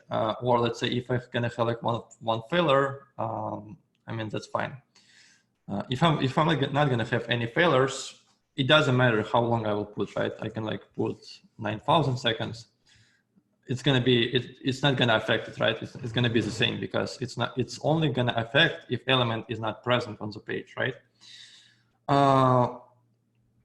But what's the problem here? So let's say you have test run with 1,000 test cases, right? And you have 10% of them which will fail constantly, right? And because like 100 test cases will fail, before failing, it will wait additionally 9,000 seconds before mark it as a failure, right? And in this case, pretty much we don't want to wait 9,000 seconds before test case will mark as a failure, as a failed. We want to know like if it's failed, we need to know right away, right? So we can like see, we can see like what's the problem here. And in this case, I mean, let's imagine like, do you guys remember when we talked about how to access a login page in a Quides? So here's the two ways. You can open the home page and you can click like sign in button and it will redirect you to the login page, or you can open the login page directly, right? But let's assume like testers or QA automation engineers, they didn't use the best practices, and for each, let's say they create like 100 test cases for login page, right? And before opening the login page, they open it from this button over and over again. But if we're gonna have like an issue here in application and sign in button not gonna appear, all of our 100 test cases gonna fail. But the worst thing, before failing, they're gonna wait 9,000 seconds before failing, right? And that's gonna be a nightmare for you because you don't want it to wait that long. You want it like to fail right away. And this is why, I mean, you guys pretty much got it, all of you. It's better to have reasonable time, but not too long, because you want to know right away if your test case is gonna fail. Is there a set time that used by most automation engineers in terms of best practices? Well, I would say if it's implicit wait, there's no like a best practice. Like it should be like reasonable, because you still want to also like element to be appear, right? You want to still make sure like you have sufficient time for element to be loaded, and at the same time you want to do it like a long time. You can, it depends of your environment. Let's say if you know like, okay, so my testing environment is very slow, right? I know that I have like environment issues. And in this case, you can reduce it to 60 seconds, knowing that you're gonna have environment issues. But if your application is too fast and you know like it's gonna run fast all the time, you can just set like 10 or 4 seconds. But for now, let's put 15. Because our application is fast, right? And that should be fine for us. All right, let's go back here.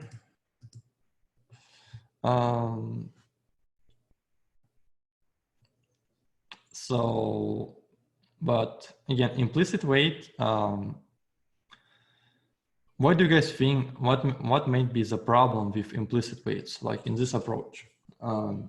It sounds fine, right? So it looks like this is exactly what we need. Let's think about the cases for web application that implicit waits is not gonna help to us. Or we still may have some failures, even implicit wait won't be able to handle them.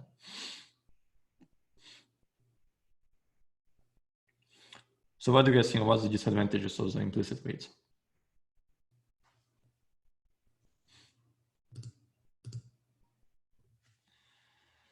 It will wait in all classes to wait, but maybe we need to wait only for certain cases. Okay. What are certain cases, Vladimir, you're talking about? I mean, maybe, we have specific elements that we expect that they will, I mean, it will take longer time to appear, but maybe not all of them. Mm-hmm. So you're saying like it's will take longer time to appear. Okay, maybe we have this example already. Quidus.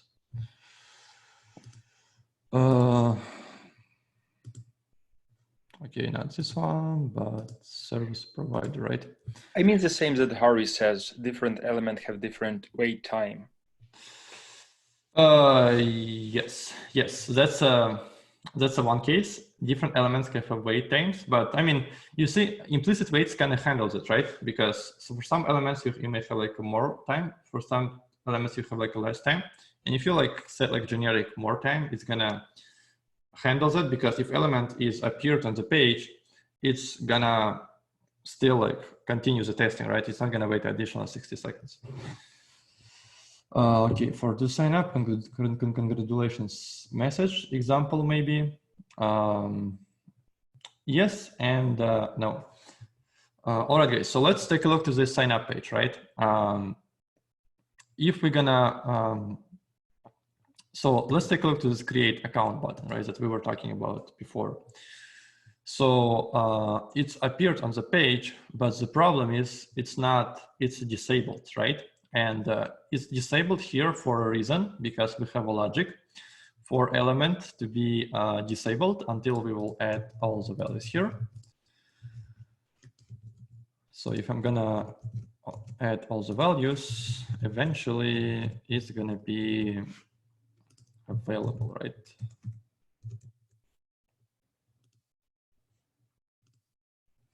Yeah, so it's like pretty fast.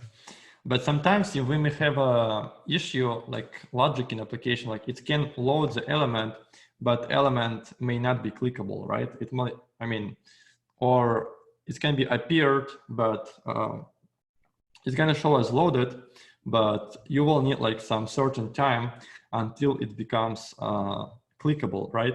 Or until it becomes visible. Because what implicit waits does, it just selects the element appeared in the DOM, like in the page structure, but it doesn't check if we can actually click to the element, right? So basically, if you're gonna have the issue when button will appear on the page, but it may not be clickable, implicit wait will still say, hey, okay, this element is loaded, let's continue the test. But once you will try to click to this test, it may fail, or it may not click, or it may tell like, hey, like this, I can't click to this element, right? It's disabled, or it's hidden by another element. Or you need to check if element is visible for a user, right? So let's say you have a click create account button, but you may have like another pop-up which will cover this create account, and it still will be visible on the web page, right? But I mean, it's still going to be on the web page, but it's not going to be visible for a user because it's covered by another element, right? And in a certain cases, we need to wait not only the element appeared on the page, but we also need to wait until element's going to be clickable, or element's going to be visible for users, right? Or until the element is going to be selected, right? So let's say here, after I click to the checkbox, it's going to be selected right away, but sometimes it may take like 1, 2, 3, 4 seconds until element's going to be selected. And in this case, implicit waits not going to help us, because we are waiting for not just element, but we are waiting for certain conditions. And that's kind of like a downside of implicit waits, because it just say, okay, let's wait just for 5 seconds, but it doesn't wait. It doesn't have like any explicit waits, right? It doesn't say like what's for we are waiting exactly. And for that, in Selenium, we have explicit waits.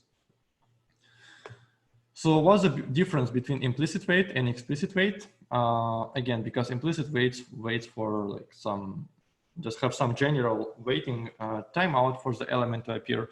Explicit wait waits for certain specific element, right, that we are specifying here.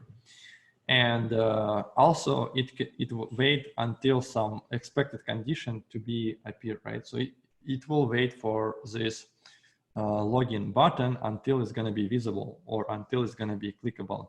And for that, we're going to have like these expected conditions, right? Which we will specify for which condition we are waiting.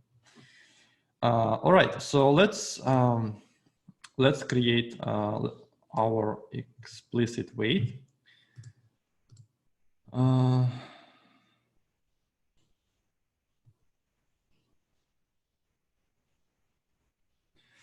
Do we use explicit wait to keep it from being invisible since it disappears? We just use explicit wait to wait until the element is going to be visible. Pretty much that's the logic. Okay, guys, I'm going to show you that in a second. So now let's see how explicit waits works. So to define the explicit waits, it's different than implicit wait because we need to define it for each particular element that we're trying to access, right? And for that, we will need to create a new instance. We need to say a WebDriver wait, and the create new object name is going to be wait, right? And it's going to be instance from the new WebDriver wait element. So we need to say new WebDriver wait class, right? And inside of this WebDriver wait class, we need to reference our driver and set up a timeout. So we can, this is going to be our driver, right? Our browser, and timeouts is going to be like, I don't know, like 5 seconds, right? Or 4 seconds. Again, also depends of your environment, how fast or slow your environment here. All right, so this is our object declaration. And let's go back to our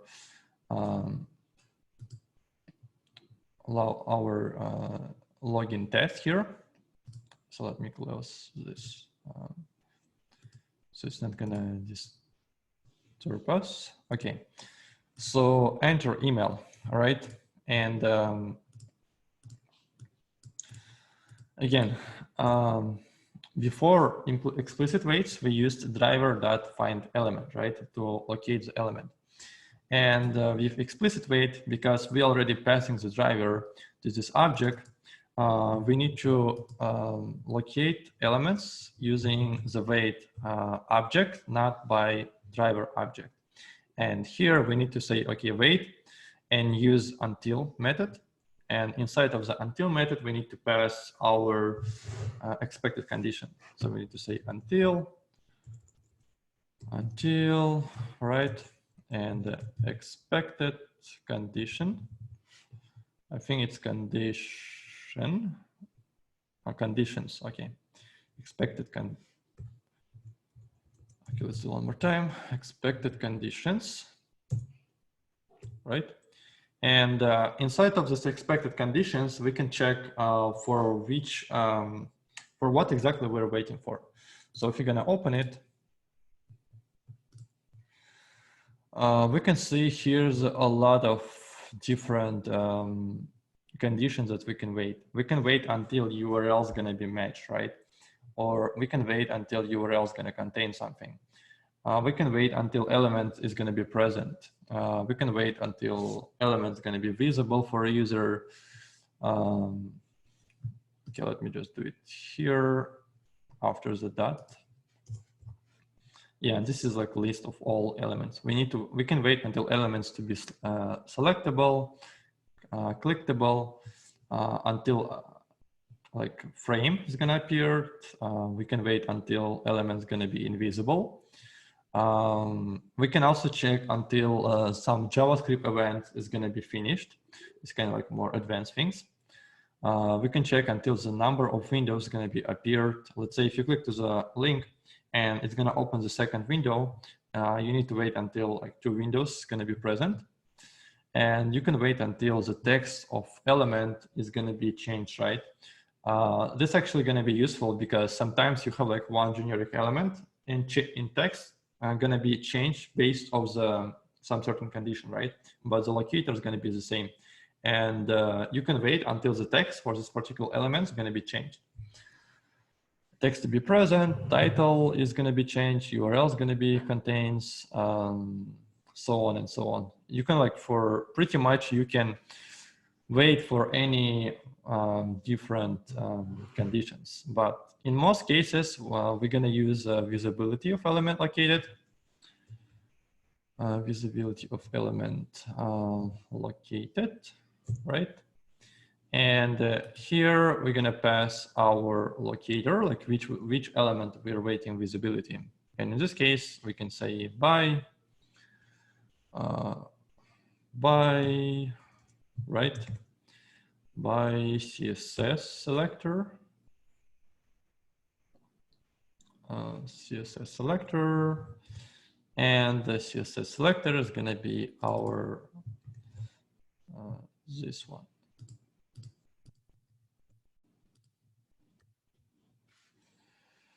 All right, so now, so it says it can resolve the weight here.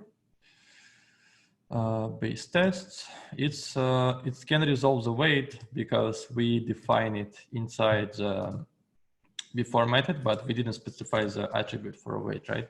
So we need to do the same thing as we did for driver. We can say like web driver weight. Right, and it's going to be null here, which is fine because it's going to edit the value after it will execute the before method here. All right, and now we don't have any complaints. And then after we locate the element, we can get the text from here. Get text, and it's going to be our actual text, right? So let's comment this out, actual text.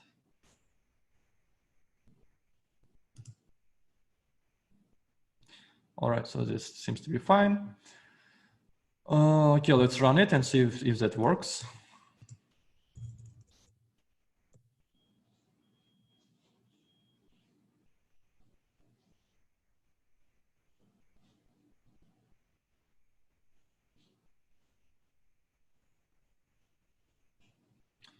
And it's gonna fail because we changed our locator, right? Where is that? Where we change this locator? Yes, it's just email.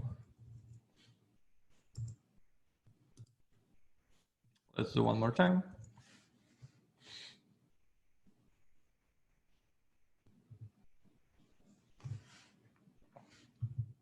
Okay, so now it's successful, and now it's it waited until it's going to be visible, and then it worked, right? It's executed. And here, so let's actually go back here. So get success message, open login page. All right, guys, and because we pretty much will need to implement the explicit wait for all the elements that we are trying to access, right? And what does it mean for us? We need to get rid of all the driver find element methods. And instead of that, just use wait until some certain condition is to be located, right? Because ideally, like we wouldn't use any implicit waits here. Everywhere we're gonna use explicit waits, and we will need to define the explicit wait for each element that we are locating here. What that means we need to copy that, right? Add it here. CSS selector is gonna be our Okay, let's copy that. Let's pass it here instead of get text. And CSS selector is going to be hard coded. It's going to be something like that. And here we're going to do the same thing. Let me copy that. Right. And so we just need to change, instead of email, we will need to pass password. Right. And for clicking, it's the same thing. Right. And here, the only difference is we need to say pass this as a selector.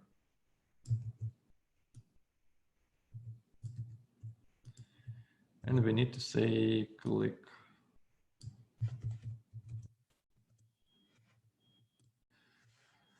Right, so now you see, we're not using the find element anywhere. We're not using like any generic find element. Everywhere we're using the explicit wait for finding the elements. And the only click note here. So when we click the element, we should not wait until it's located, right? Until it's like present on the page. We need to wait until it's clickable, right? So we're gonna have like a different expected condition to wait. And we can say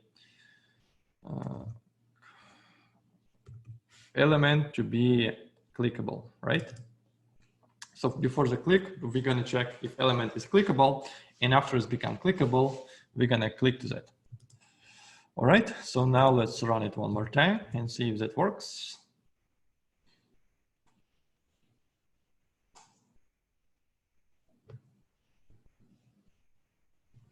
Okay, so now it works. Now it's like even more faster because we are waiting for certain like elements.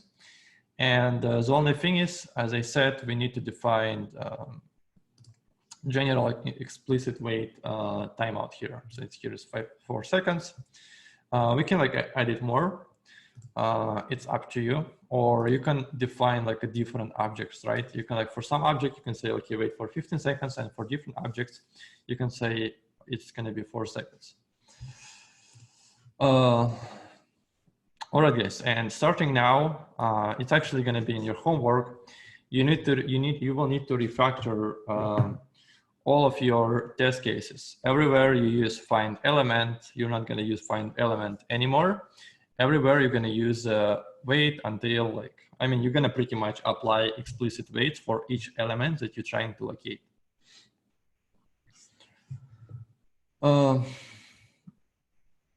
Does it make sense for you guys? Do you have like any questions?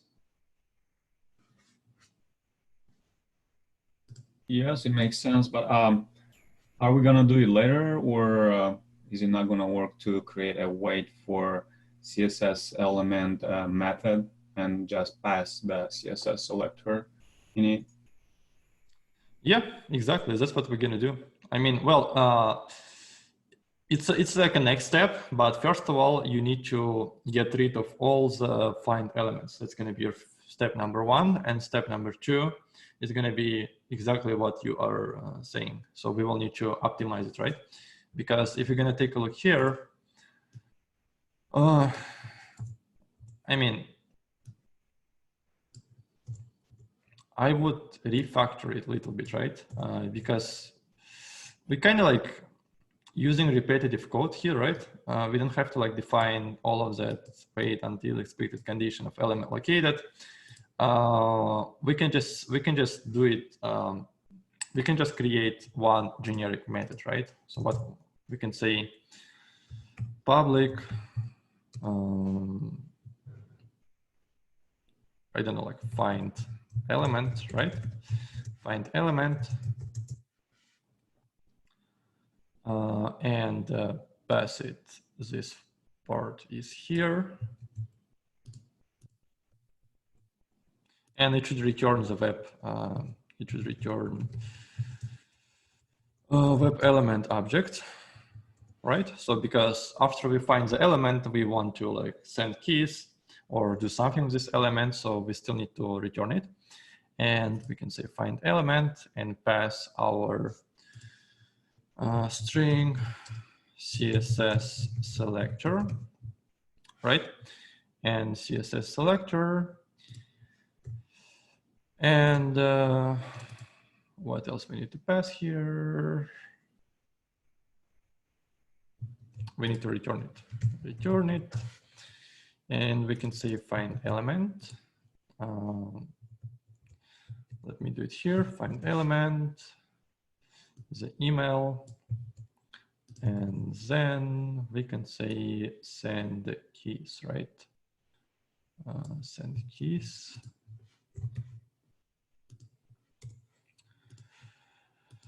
Right, so that's going to be the same thing here. And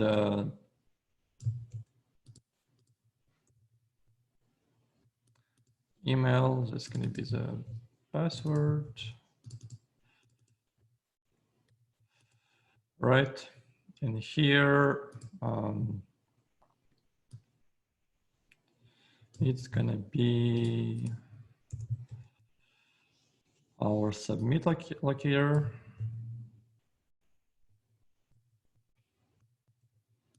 Let me delete it all. And instead of sending keys, we're just gonna click to set. Right, so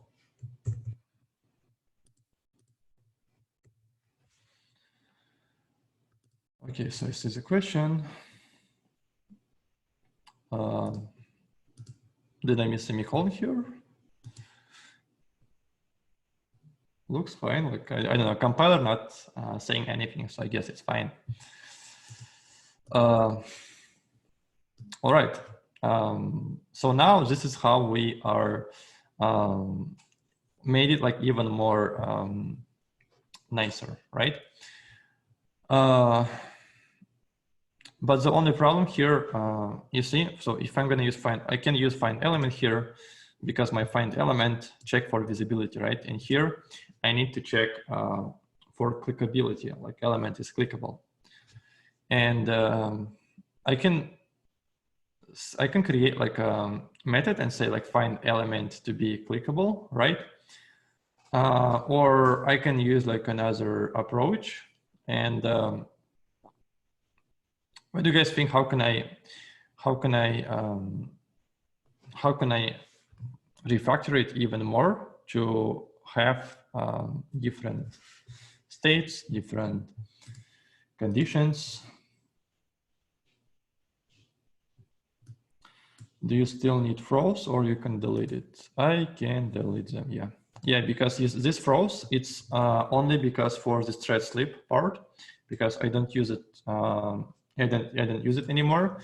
We can see that our, it's grayed out and it says like, you don't really need it, so we can remove it.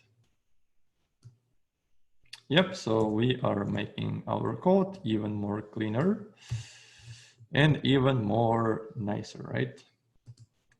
Alrighty, so what I would do here, I would create another method and I will probably call it as a click to element, right? And in this case, what we can do, we can pass locator, but we're going to change it to be clickable, right? And we can pass the click method here.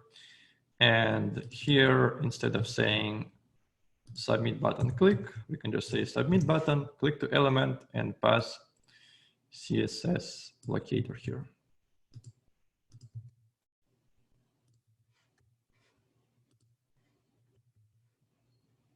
And because click element is not going to return anything, our return state is going to be void.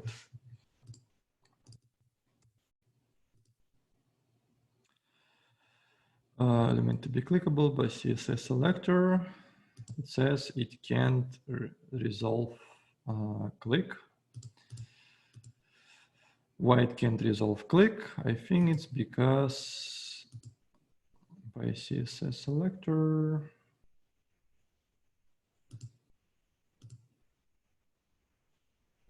I think because I need to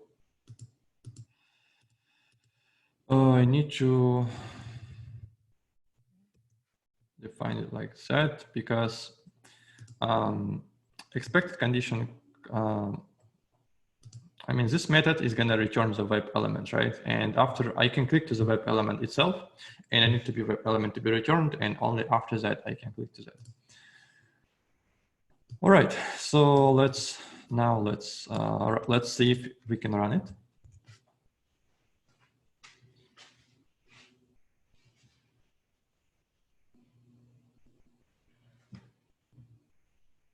Okay, so now it works fine.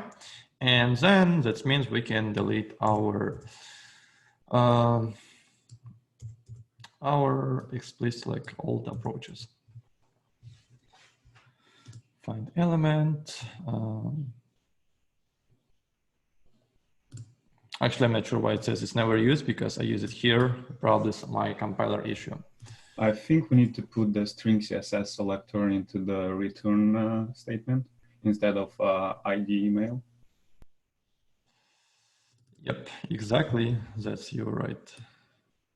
Yeah, because we are still hard-coded, right? We kind of like getting these parameters, but we never use them.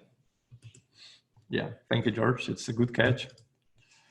That's why pair programming is helpful, because if you have like multiple people working on the same code base, you have the different opinions, and usually you are more effective.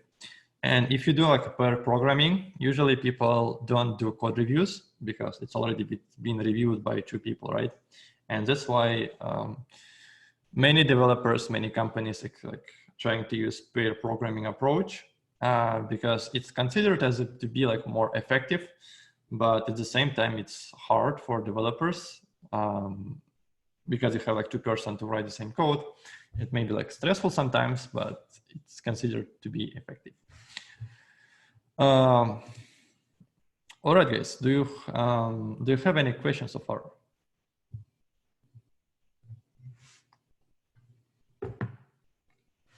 Or any thoughts or any questions? No? All right, so after you will start to implement this explicit ways, right, you're gonna make all of these methods, and the one question can be can come to your mind. You can say, okay, if I created some generic find element method, right, and if I created some generic click to the element, it's just like a testing logic thing, right? It's and if you're gonna refactor your, let's say, standard web element example test, right? So still in here, instead of just doing the same thing, you can reuse these methods, right? Because they're generic. You're just clicking to element and finding element. And eventually all of your test class gonna have the same methods, right? It's gonna do the same thing. And it's kind of like contradict to our approach that we're trying to make our code more reusable and less repeatable. And what do you guys think was going to be the better approach to reuse these methods across the different test classes?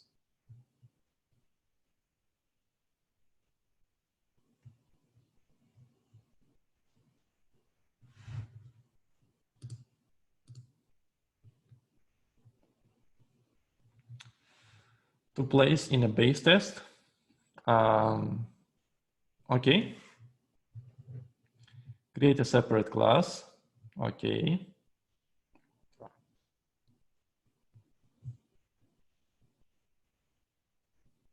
Well, you guys both are right.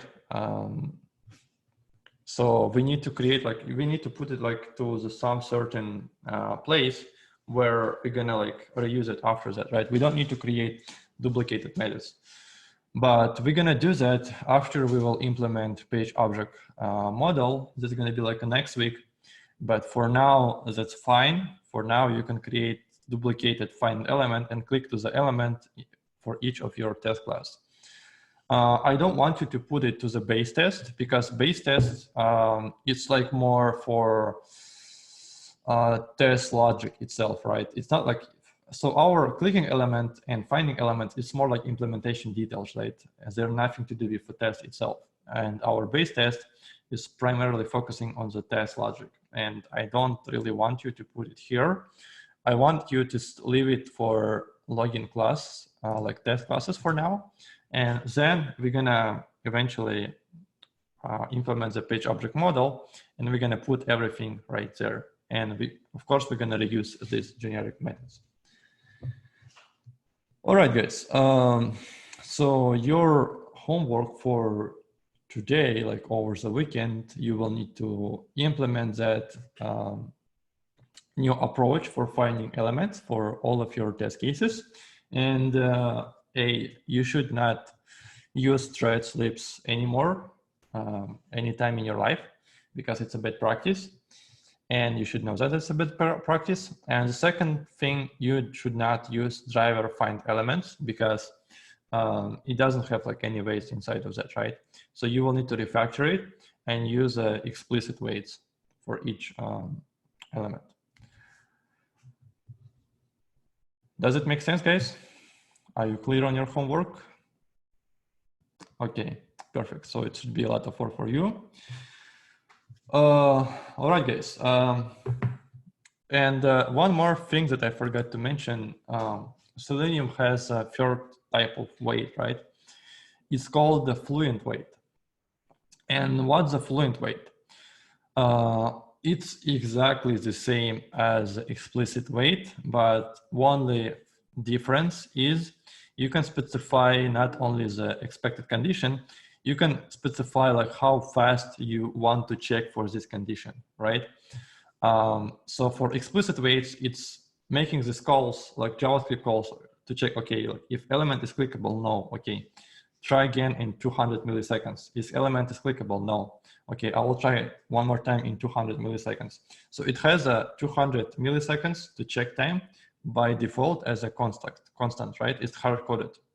But using the fluent weights, you can define how often you want to check for this condition, right? So if you say like, okay, I don't want to wait for 200 milliseconds, I want to wait for like for each second, right? I want to slow it down. And in this case, you will just define how often you want to check for this condition to be happening. And this is why it's called like pulling entry every and specify how fast you want to do that. But other than that, it's the same thing. I don't really can think about the fluent weight real case examples. I didn't really use it that much in my career because explicit weights, it's usually more than enough. But just FYI, there's like fluent weights, and the only difference, you're just specifying the polling time, how fast you want to check for this condition. And the last part is, yeah, here's a list of different expected conditions that you can check, or you can just open the class for expected condition, right? You can check it from here because it has some documentation. And you can also check it in the official Selenium website. So you can go here and check what each expected condition does, right? And what you can wait for. And here it's, I mean, well, it's pretty much going to be exactly the same as your, as here. So up to you. All right, guys. That's it for weights for today. Do you have any questions for weight related stuff? I just missed how you check for the conditions again from the IntelliJ. Just if you could tell what you're pressing, or because it was pretty fast, I didn't saw it. So. Oh yeah, sorry. So you mean like to open the API class? Yeah. You just need to click to the command button if you have a Mac, and if you have a Windows, you need to press the control button, and just click here, and it will open it. So command button or a control button, click here, it will open it. Or, so you can just start to type it, right? You can start to type it and it will show you in a drop-down all available methods, right? So you can say element to be selected, and then you can open this method and here and see what it does. Thank you. Yeah, I think if we see through control, there is some comments too, so it's even more usable. So thank you. Yep.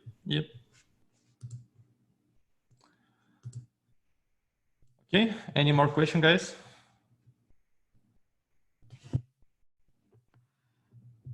All right, if you guys don't have any questions, please finish your homework and do this refactoring. It should be easy for you, I guess. Again, starting today, you cannot use any hard-coded weights and you cannot use implicit weights. So please try to use explicit weights. Why? Because it's considered as a best practice because it has a lot of benefits. All right, guys, thank you so much. Have a great weekend. Please don't go outside very often if it's not needed because a lot of situation here, but yeah, hopefully it's gonna be normalized, but please stay home, practice, do algorithms, do your homework. It's gonna be a good reason for you to stay home and do homework, practice, but don't go to outside. All right, guys, have a great weekend and see you all on Tuesday. Goodbye.